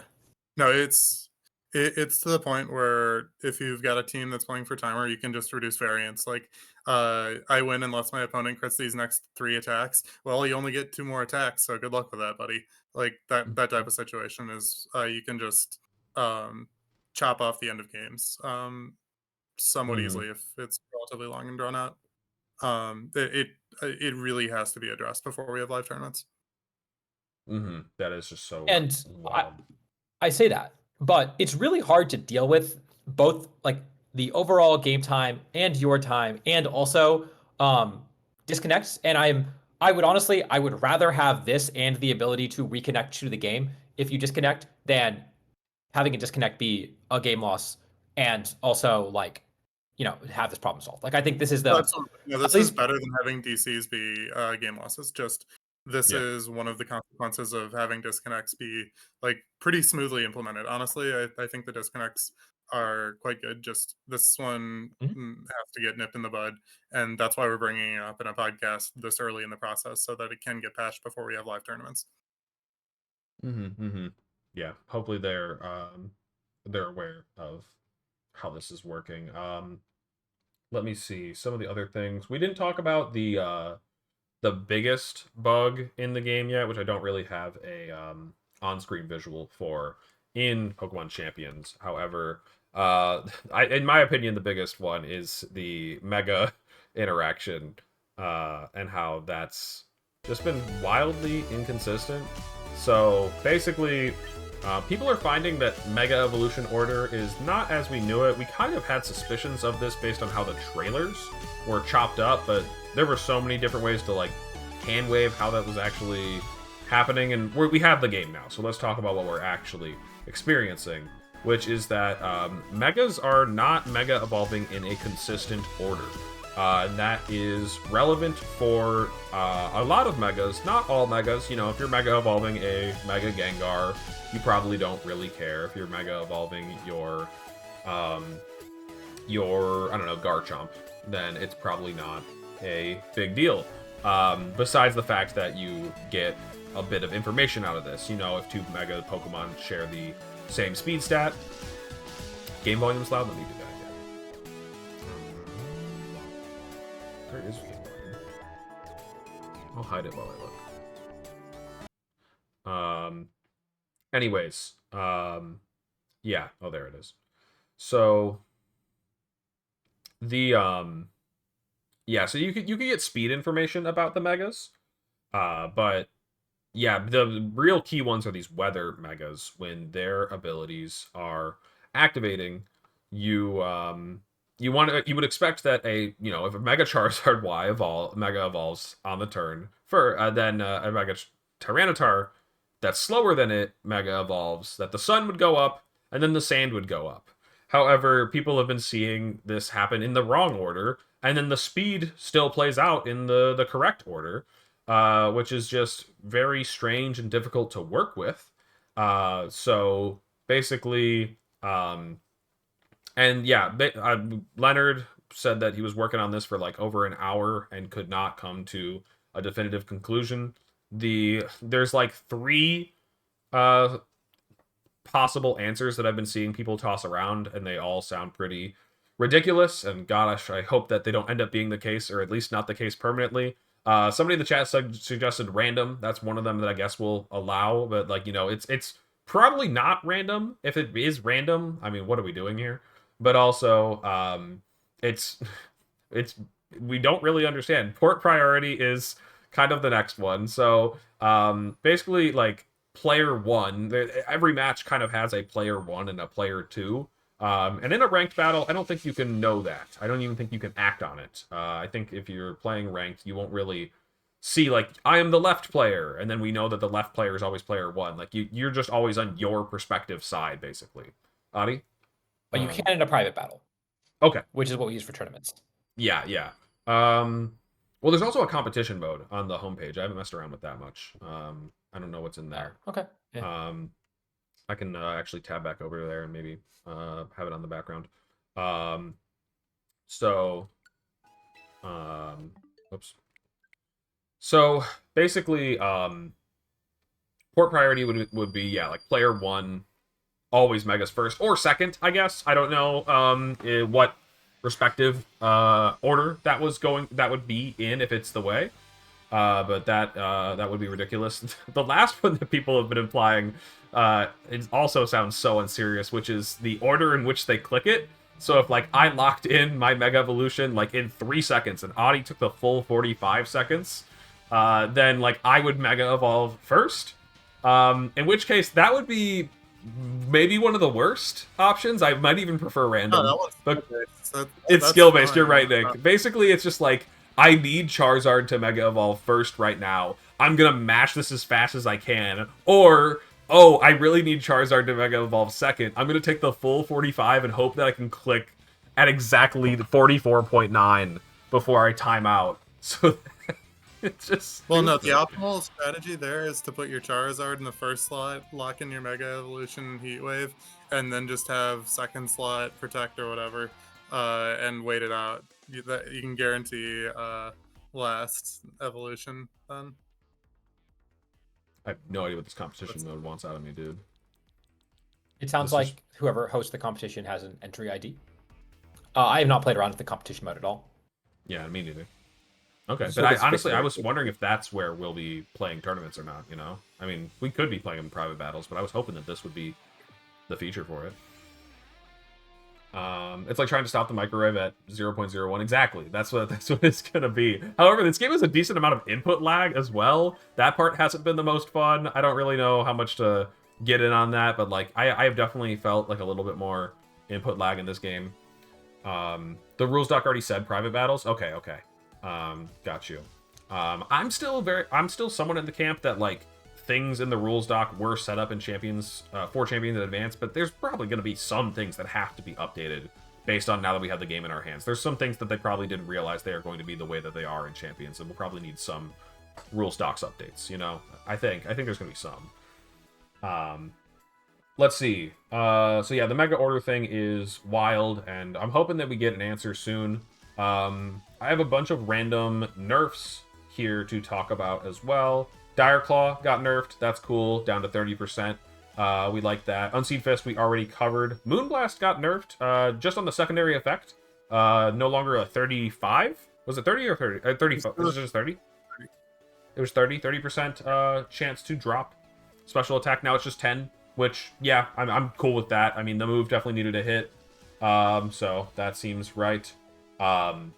This one I want to hear you guys weigh in on because there's a little bit more meat on the bones here. But the status changes. Sleep, paralysis, and freeze all became slightly less luck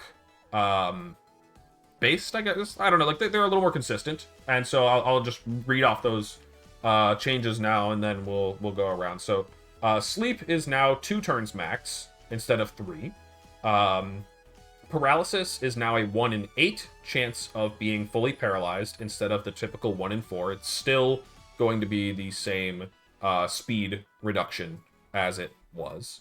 And then freeze is, weirdly enough, up from 20% to 25% to thaw or unthaw. Those words mean the same thing, funnily enough. And then only 3 turns freeze max. So after that, you can just you're guaranteed to wake up, if you want to call it that. I mean, that's just you're basically asleep anyways. And so all of those have been like they've had the elements of luck about them reduced. And so yeah, Arcel, I'll throw it over to you first. What do you think about either any particular one or about the whole 3?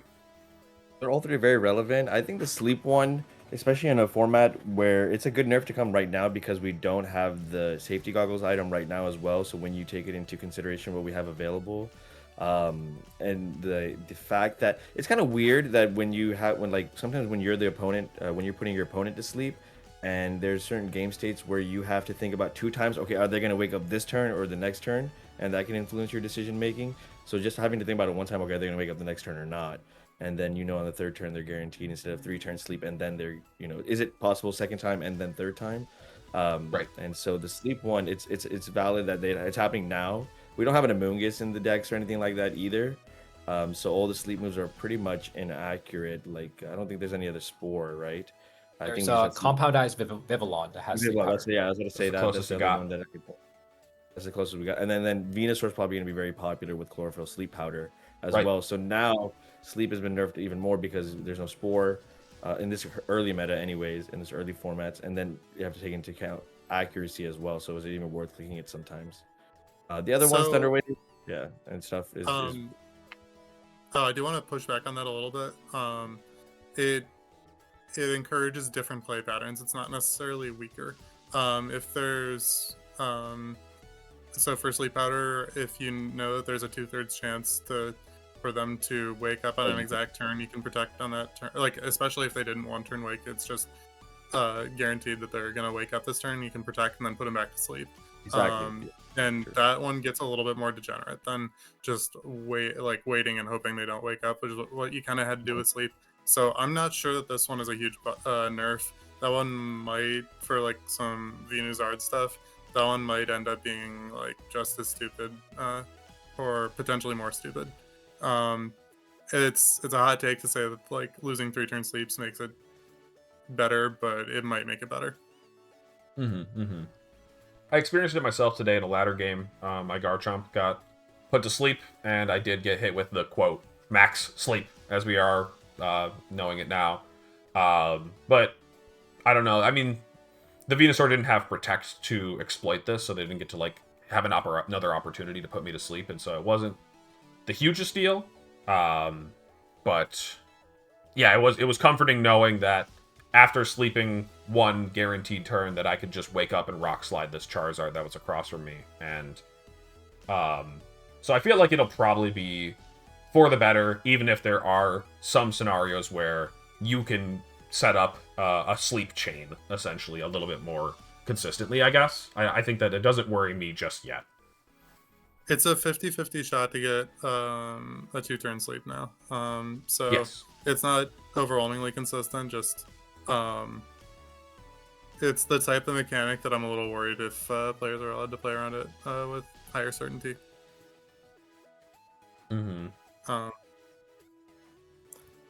But we'll have to figure that one out in playtesting. It might be dumb. Right. I How do you I weigh heard in? an What's your interesting thoughts? opinion. I Yeah. don't necessarily agree with. I think Nick brought up a really good point. I didn't really consider the fact that this might actually sometimes, in some situations, be a buff to sleep because you know exactly when they're going to wake up and you can put them back to sleep immediately. But the interesting conversation that I had with Zach Drudgecamp, who's a really, really old head regional champion back when you could spore your opposing Amoonguses. And he said, I really love Pokemon because of it's the fact that you have to account for risk on every single turn, right? It's a game of risk mitigation and playing probabilities in a lot of ways, and that's slowly been diminished more and more. And that is something that some people really enjoy about Pokemon.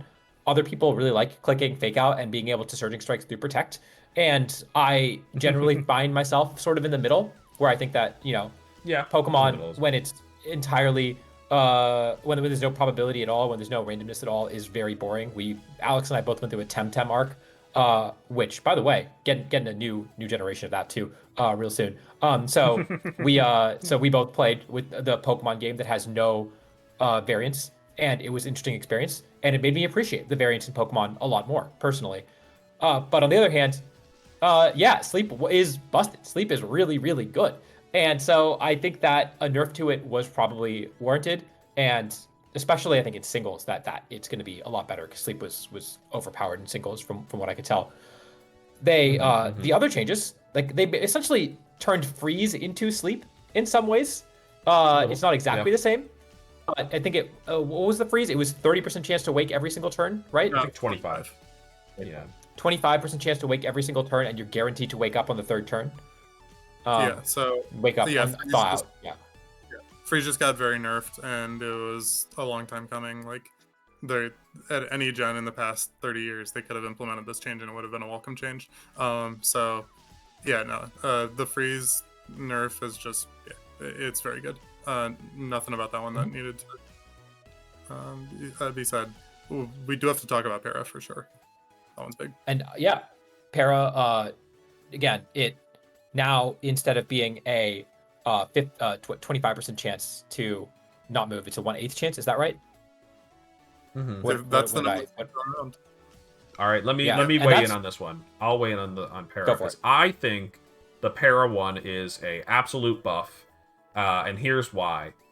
Because when you click Thunder Wave into your opponent and they get fully paralyzed, they're going to be so much more angry. They're not going to be able to play the rest of the battle when they know that they got hit with that 1 in 8 Para chance. They're going to be like, this guy's just a lucker. I hate them. And then they're just going to tilt and lose, and you just win. So it's actually an overall buff if you're a lucky player. That's true. Good take. No, I think the Para is already like inherently really, really strong, being like permanent speed control.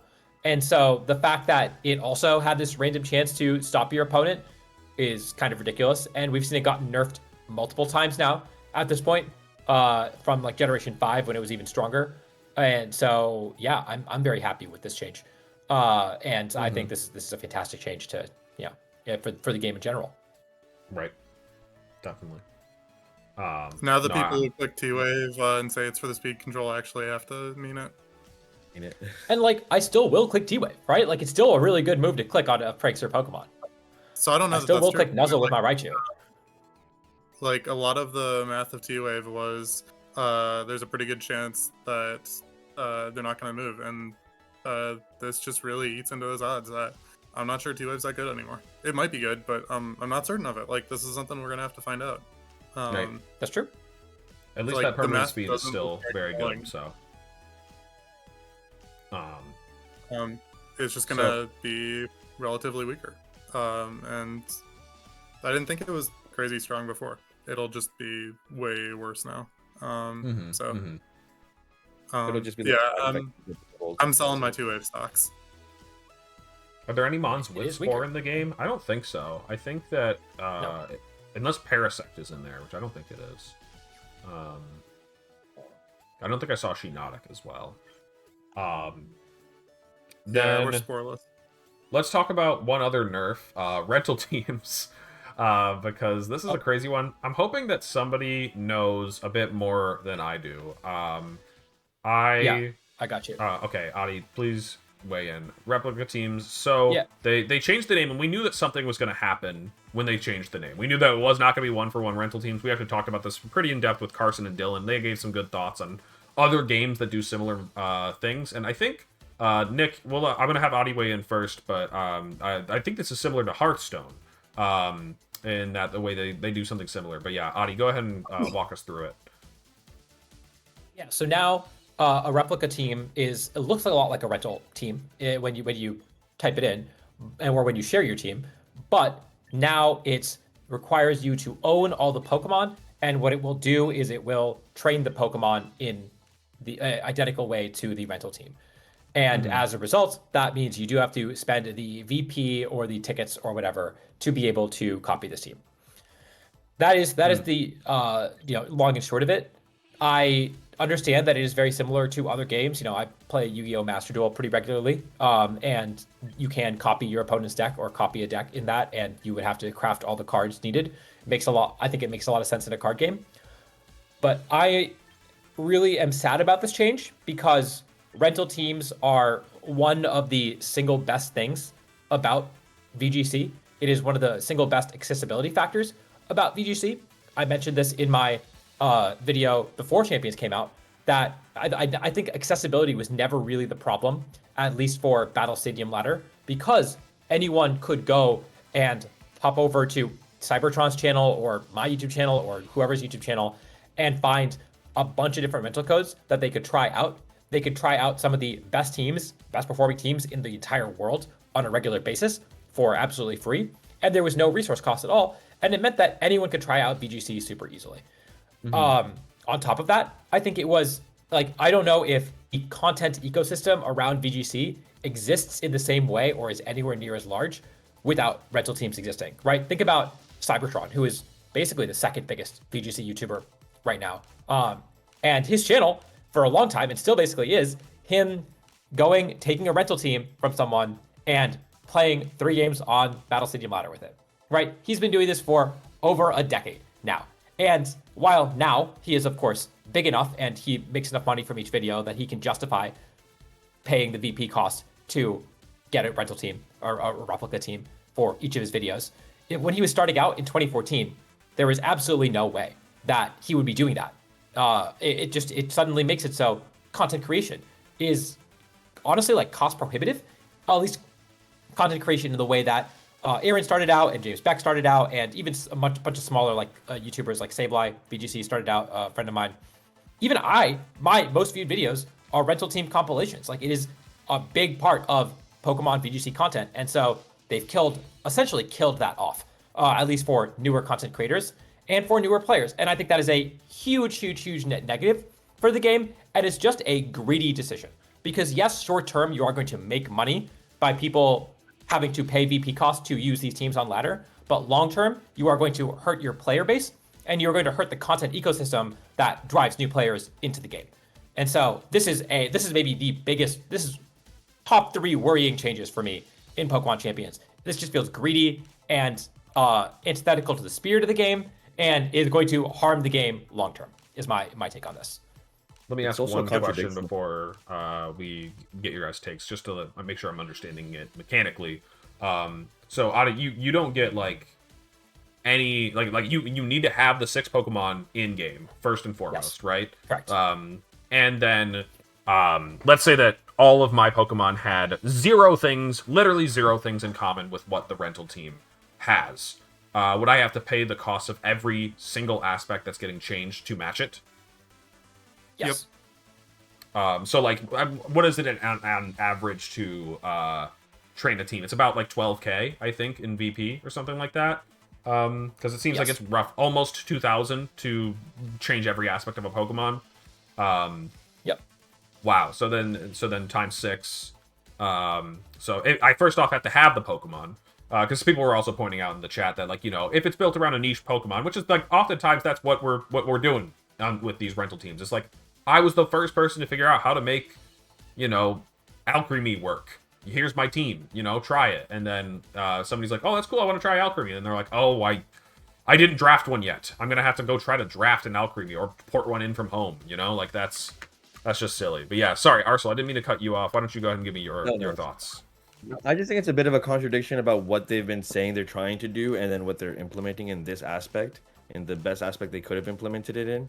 Like they're always saying, oh, we're trying to make it more accessible to newer players to come in and everything. And then they do the one thing that's the least accessible for them to try, you know, like maybe a like Adi was saying, like Cybertron's team or somebody else's team, like if they post a team they really want to try it, they're new, they don't actually know everything, they're trying to learn the game still. And it'd be one thing if in years before we didn't even have rental teams or anything like that before in Pokemon games, and then this was a new thing, and now we're like, okay, well that's how it works, that's just how it is. But they've never done it before like that, and now they're just making a conscious decision to do that. And especially because they've got rid of other aspects in what I think is like to make the game more simpler, like IVs and stuff like that. They got rid of that just because of I'm assuming for newer players, make it more easy to implement and everything like that. But then they're doing stuff like this, and like you know, the niche aspect, everything. It's just unnecessary. I think Adi's right that it's going to cost them more in the long term. It's going to be a short-term gain, but the long-term effect of it, I mean, eventually, if you say like somebody's super consistent to want to do everything, play the game, get all the Pokemon in, and then how much do you have to? If it's 12K per member, that's just a lot. That's just unnecessary. I think it's something I don't know if they're going to ever change, but I think it doesn't even make fun. Like it's not even a fun thing at that point. Mm-hmm. Mm-hmm. There's I agree with that. I have a funny like I didn't think I was ready to, and I probably will save it for next week to like really get into the monetization stuff because I'm still learning a bit about that on my as we get to play the game and see how much VP we're racking up. Like I'm at 41K after playing a good amount of ladder and doing some challenges and stuff. So that's pretty cool. We'll give that one a little bit of time. But like one thing that was annoying me is like I got the starter pack to use these training tickets to train Pokemon to kind of save on the VP cost of editing a Pokemon. If you're bringing in a Pokemon that you just caught in the wild and it has like no good anything, I just caught like a very bare bones Incineroar. You're gonna have to spend about, like we said, 2,000 points on it, and it's much better to just use one of these tickets on it unless you're making a small change. And so I made my Incineroar, finished it, paid with the ticket, put my team together, and I was like, oh, I forgot I needed this move on my Incineroar instead. And so I had to go back and spend 250 more points on it to make it the way that I want it. And like I know that's on me for making a mistake, but it did just kind of like rub me the wrong way that like if you make like a minor mistake like that, like it's not like Pokemon Showdown where you just go back to the builder and type it in and fix it. Like if you make enough of those mistakes, they start adding up in terms of like bleeding your economy dry. Like that's just annoying. Yeah. Yep. And what does it mean? It means that people who actively play this game, not people who dabble in this game, people who actively play this game are going to play this game less because they're going to play on Pokemon Showdown to perfect their team, as we usually do for tournaments, for two reasons. One, the VP cost. Two, replays is so important when you're practicing for a tournament or you're practicing in general. And And we're gonna go play Pokemon Showdown. We're gonna perfect our team, and then we're going to go and build it in game because it's not because of exactly what you said. Because those types of adjustments that you want to make are they're expensive, and you want to make small adjustments and try out different things. And yeah, even though you said you made a mistake, but yeah, you absolutely could train I mean, first off, we've seen how many people make mistakes for their teams that they lock into a regional, right? Like True. not just like locking in a ladder, like locking a regional. So, but then also like like you said, people are. I want to try out this Pokemon, and then maybe I want to try out Taunt instead of Knockoff on my Incineroar. I got to make that change. It would have been very generous of them to say, if you use a training ticket, you can make changes for this Pokemon for 24 hours for free, and that would have been really cool. But I don't think I ever really realistically expected that. I think that's just how this game is monetized. I'm more or less okay with it, but yeah, it is a little sad. Gotta triple check everything, just to really make sure. But yeah, and then that OTS thing, it's been bumming me out so much. It's just been bumming me so much because like I keep triple checking with like different people. I'm like, are we sure Indy is going to be open team sheet? And like, I am a closed team sheet defender, but I'm very okay playing open team sheet. It just is annoying me that like this is the game for us for VGC and like for us to play on tournaments now. And we don't have an open team sheet feature, but we're going to be playing open team sheets tournaments. Like, again, we're not going to be using this to practice. Like, if even all the other stuff that we mentioned aside, that's like kind of like being a hurdle and, not doing better than Showdown, the replays, the ease of editing Pokemon. The open team sheet one is the one that's really sticking with me the most because it's just like, it is literally inaccurate practice. I'm going to, predict that it's a Mega Charizard Y, and it was like, haha, it was actually just a Scarf Charizard. Like, what? Or Charizard X, or, like, wow, I played around something that didn't exist, and if I'm playing open team sheet, that's just not the format we're playing. So, it's a waste of time, genuinely. I'm having fun playing the ladder. Best of One is still goofy and stuff, and I don't mind closed team sheet. But when it comes time to prepare for Indy, which I'm registered for, I won't be playing on this game at all. Like, come on. I hate that. Yep. Let me see. I don't know if we had any other... Go ahead. I'm just... Because we're talking about this, I'm going to harp on the lack of replays, because that's the other thing that is... Again, we mentioned two things. We mentioned from the content creation perspective, and we mentioned from the practicing perspective. You can't practice and get good without analyzing your replays, understanding why you lost games, understanding compiling your games, and understanding what you lost to. And so that's one factor that, again, is going to make it so you can't really effectively practice for tournaments or practice to get better significantly on this game and drive people off of using this game. But then also, again, content creation perspective, replays are fantastic for content, and not just like hardcore YouTube content, but also where if you're making YouTube content, you probably can get a capture card. That's fine. But also just for like viral moments on Twitter and stuff like that, that again is a big part of driving people into the game, is seeing these cool moments. God knows I've seen some really, like Alex, you've tweeted out some viral moments that you just held the button down on your Switch. But if you're playing on mobile and you can't save your replays and you can't do that very easily, like that's also it's really, really bad for the future of the game. So I am very worried about the bugs that we're gonna talk about. Whatever, they're gonna fix those. I'm not worried about that. But the core functionality that is important to growing the game, I'm worried that those are not implemented well. Absolutely. Sorry, because you mentioned replays, I was like, this is where it should be. So I went over to the battle data section, because that's where we should. When we saw this in the trailers, I was like, this is where the replays should be. And then I was like, I was checking this out yesterday. There was nothing in there because they had no data. But there's data in there now, so I was kind of having fun looking at the usage stats and stuff. Like, oh look, Instin's the #1 Pokemon. What's its most common move? Oh, Fake Out. It's at 100%. There's no way. No, surely somebody's trying to not Fake Out Instant, right? Surely somebody. I mean, unless this is... No, I think this is everybody. How does that work, dude? What the heck? 100%? Yeah, not even Garchomp is 100% on... I just don't believe it. There's just no way. I think maybe the default Incineroar that you get when you get Incineroar has Fake Out and no one wants to remove it, right? Why would anyone remove it from Incineroar? No, it's real. It's pretty real. 100%. Look at the EVs. Dude, is that a section? Stat alignment. Wait. Natures. Oh. Yo, stat points. We got the EV spreads. We have EV usage stats. Okay, that's really funny. Oh, that's kind of nice. What? That's crazy. Yeah. Okay. Can you scroll as far down as possible? I want to see how low it goes. Dude, like how many what of these are on there? These people are already running max speed Ensign, dude. You guys gotta chill. Well, no, and that's the thing, and that's why this is actually like not very useful. If you go on Smogon's usage stats, which is the Pokemon Showdown usage stats, and you just look at the top 5, which is normally what they post for in their nice compiled little in their usage stat folder, it's always 252, 252 because that's what, or the basic EV spread, because that's what most people run. But then the thing is, most Incineroar are not actually max HP, max speed. Most Incineroar are some combination of, maybe 31 HP and then 18 in one stat and 13 in one stat and then some number of attack, right? It's these complicated EV spreads. And obviously, not many people are going to run that exact EV spread. They're going to run slightly different EV spreads here and there, tinkering here and there. And you're not going to capture that very effectively if you don't have the complete data. If the sum of those percentages don't add up to 100.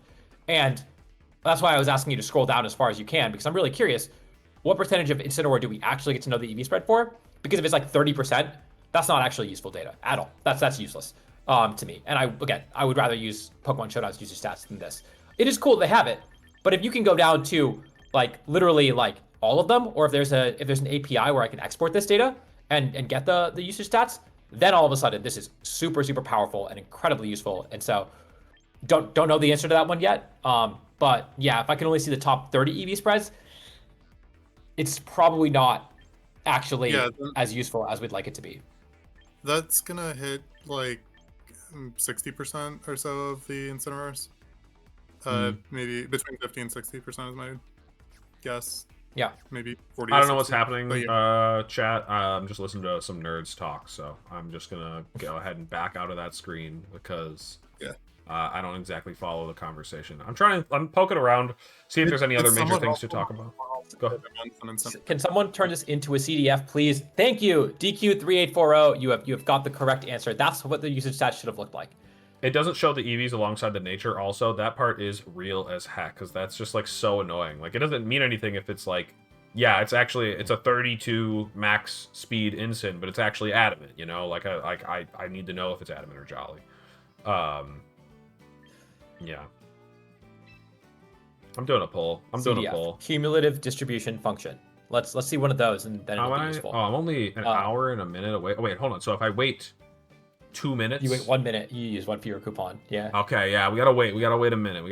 How many do I have? 400 of these coupons. Not bad. Yeah, because if you want to reroll, it just takes 22, right? So you go to the supermarket with that. Just ship it. I think it. No, I'm waiting the 1 minute. I'm waiting the 1 minute, Nick. But yeah. Okay. I'm trying to think of other things to mention. We talked about items. Do I have to put the gambling tag on our stream now?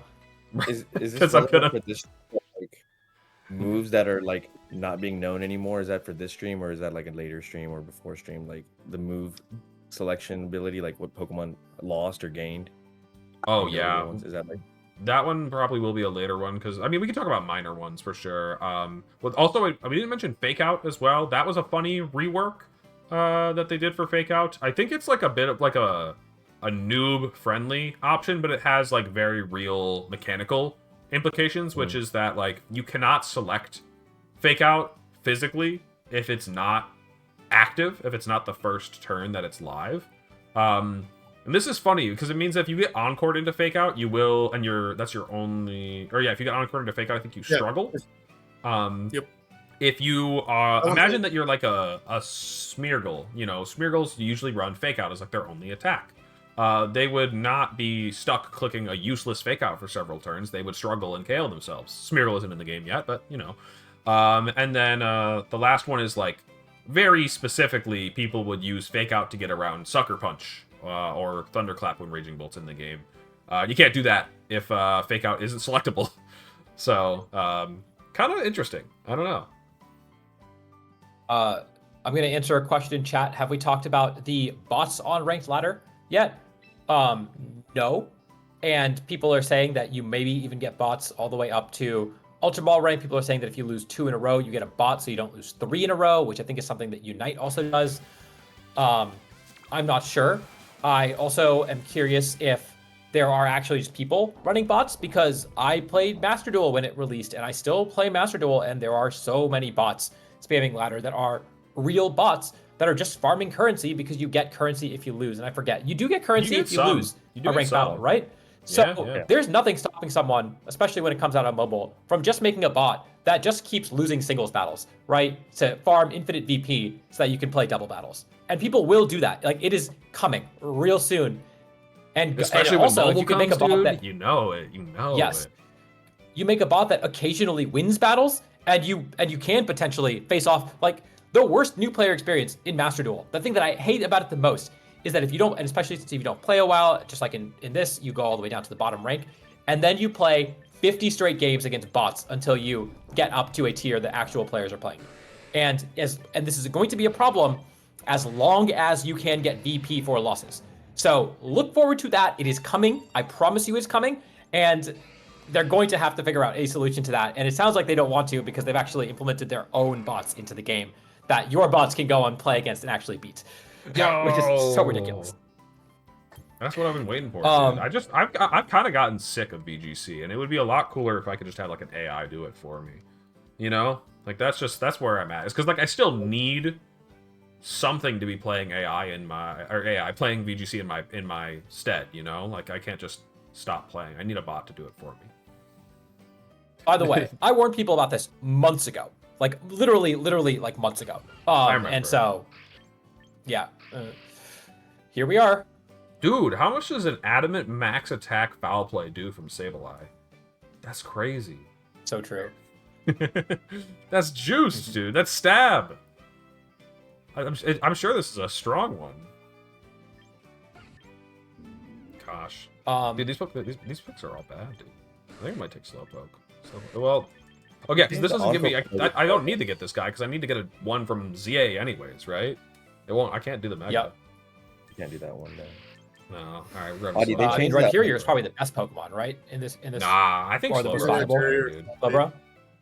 Yeah, I see it. I think Sableye is also viable, but... Yeah. Oh yeah, what's also the deal with this? Because I don't know if I actually want him. So should I just trial recruit him?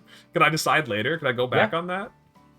Yeah, it like spends the tickets to recruit, but doesn't spend the recruitment ticket. But like if you trial recruitment if you genuinely don't want any of the guys. But got it. You're sure you'll never use any of them. Got it. Yeah, I think then I'm gonna. Yeah, what's that? I'm gonna quickly rattle off. There's one other thing we didn't mention. They did update a lot of attacks to make them more powerful or to change them. We mentioned Moonblast getting a little bit of a nerf and a couple others, but a bunch of signature moves that otherwise were kind of shit on Pokemon that didn't see a lot of play got buffed. Yeah, it's in the Cerebi link, including, and they all got like 5 to 10 point buffs, including, I'm just gonna name them off. Infernal Parade, Mountain Gale, Psyshield Bash got a big one, went from 70 to 90. I can't believe Psyshield Bash was ever 70 base power. Grab Apple and Apple Acid, Snap Trap, Beak Blast, Trop Kick, Fire Lash, Spirit Shackle, all got, and Night Days, all got buffs. So they are, if you see someone running Grab Apple or Apple Acid on their Hydrapple, or Infernal Parade, I probably still run Infernal Parade. Mountain Gale may be viable. Psyshield Bash, weirder, with 90 base power and the ability to boost its defense, maybe usable. These are like very, very good buffs to moves that needed the buffs and need the Pokemon that needed these buffs. Wait, is the top It's cool to see Pokemon use signature moves, right? Is the top one new? What's up? Oh, okay. Top is new. The top one is new. Holy shit, dude. Mountain Gale seems strong. It's like a no drawback Flare Blitz that flinches. Obviously, this thing's slow as shit and has like a billion weaknesses, so it's not really a huge deal, but that's cool. That's cool. It's like legit. And wait, is that guy spread? Which one, Mountain Gale? It's not spread. No, it's not Glacial Land Stick. We don't have budget Glacial Land Stick. Like, holy. Dude, I they guess buffed. maybe they Fire made it a Punch. 120 base power rock slide clone. They buffed Fire Punch. There's so many. So many. Ironhead got nerfed, right? It was 30% Mhm. flinch. It's now 20. And also Um, Dire Claw got nerfed, which is cool. Yep. Like they're also nerfing some of the signature moves too. And Crab Hammer is a crit move. With also more accuracy. Huh, sure. What was it about growth that changed? It turned into a grass type move from a normal type move. Whoa. Crazy, right? Wow, okay. Why was it ever a normal type move? It true. seems like such a grass type move. That's crazy. Okay. Yeah. Infernal Brigade got 5 more power, but obviously it doubles, so that's cool. Okay. Hey, well, that's a okay. multiplier, right? Yeah. Yeah. All right. I gotta close this before people realize that I'm gonna be testing Weird Ear now, dude. That seems cool. I'm down for Weird Ear. I'm sold. Slithering with the first impression buff, dude. That guy's not in the game. It's gonna be on Mega Galissapod when that one gets added. That's cool. I actually don't know what Pokemon has first impression currently. What's a first impression Pokemon in the format? Galissapod's right in the game, right? No, because it has a It's Mega. not. It has a new Mega. We don't know Yeah. anything about it. Yep. It's just Ariados. can I Let's go Ariados, dude. That's funny. Oh, that's a good So example. there are, fun fact, Yeah. Ariados, one of 7 Pokemon that gets Rage Powder in this game, or Rage Powder or Follow Me. Goated. And someone was saying it messes up Floette. It's the Floette counter. Because you can redirect the poison type, the fairy type attacks, or you can just kill it with a poison type move. And it's got first impression. Maybe We're it's not good. supposed I to don't think it's do. good. We're not supposed to do Calca's right on this episode, but God, I want to know how much that Moonblast is doing to my little spider Ariados, dude. I don't know if he built for this. I don't think Ariados is built for this, man. It's gonna get 2 KO'd. I'm running max HP, max Spadef, of course, because it's my Floette counter. But, yeah, I might have to go look at that one. That's just give it an assault vest. No, wait, you can't. That's wrong for multiple reasons. You can't use Rage Powder.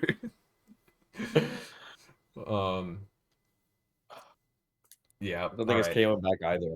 Buddy. He said it's Oh yeah, it does have Poison Stab. We could run. Yeah, we're gonna. Yeah, it's with got like poison stab. Yeah. All right. Well, I'll go build an Ariados team for you, Adi. Anything else that we want to mention before we wrap up? Because obviously there's so many billions of things, but we'll probably cover a lot of stuff next week on Top Takes 2. So, any other things before we finish this one? So I'm currently scrolling through the list of new moves that Pokemon are getting. Yeah. And we can briefly talk about anything cool that you guys, if you see on this list. I just linked in text for voice. If you want to check it out. The big one that stands out to me. A bit of a dive. Okay. Yeah, Okay. We can skip that. I'm just going through it and I'm like, Lopunny. I used Mega Lopunny at Worlds in 2019, so I'm partial to that one. Got a bunch of new moves, including Swords Dance, and Mach Punch and Trailblaze, which are all like quite cool. So tell me what normal move it's it's clicking, Adi. Tell me what normal move it's clicking, because it doesn't have one. Oh, you're right. It doesn't get a normal move, huh? Just fake out. It literally doesn't. That's all you need. I was very interested in this Pokemon because I was like, oh, back in the day, it only used Return, really. I was like, can we at least upgrade, not like upgrade, but could side grade to Double Edge, stronger, but at a cost? And no, you can't do that. You can just downgrade to like Facade. So we're gonna fake out our Mega Scoville and burn ourselves, and then Facade, I guess. I don't know, man. They gave the Elemental Monkeys fake out for the first time, which is kind of cool. They all got a bunch of moves. Simipour gets fake out Flip Turn, which is all of a sudden, a pretty unique combination of. Wait a minute, this is the water type Rillaboom we've been waiting for. It's just the Simipour. All right, all right. They gave the Tauros Paldea forms Mega Horn, which is kind of neat for the water guy. Can hit grass types. They gave it what? Mega Horn. Oh, cool. That is cool. Honestly, we have those guys. I didn't even know. Yeah, because we just have Ensign. Stupid ass Ensign, dude. All right. Any idea who we should throw this raid over to? Let's see. I'm sure people are actually playing Champions for the first time ever. How about Sableye? I give him a shout out. earlier. Yeah. He was the original Doomer, by the way. He's the person who made a Doomer video 2 months ago, and I was like, nah, that can't be right. And then I thought about it, and then I saw the new releases, and I was like, oh god, Ryan might be right.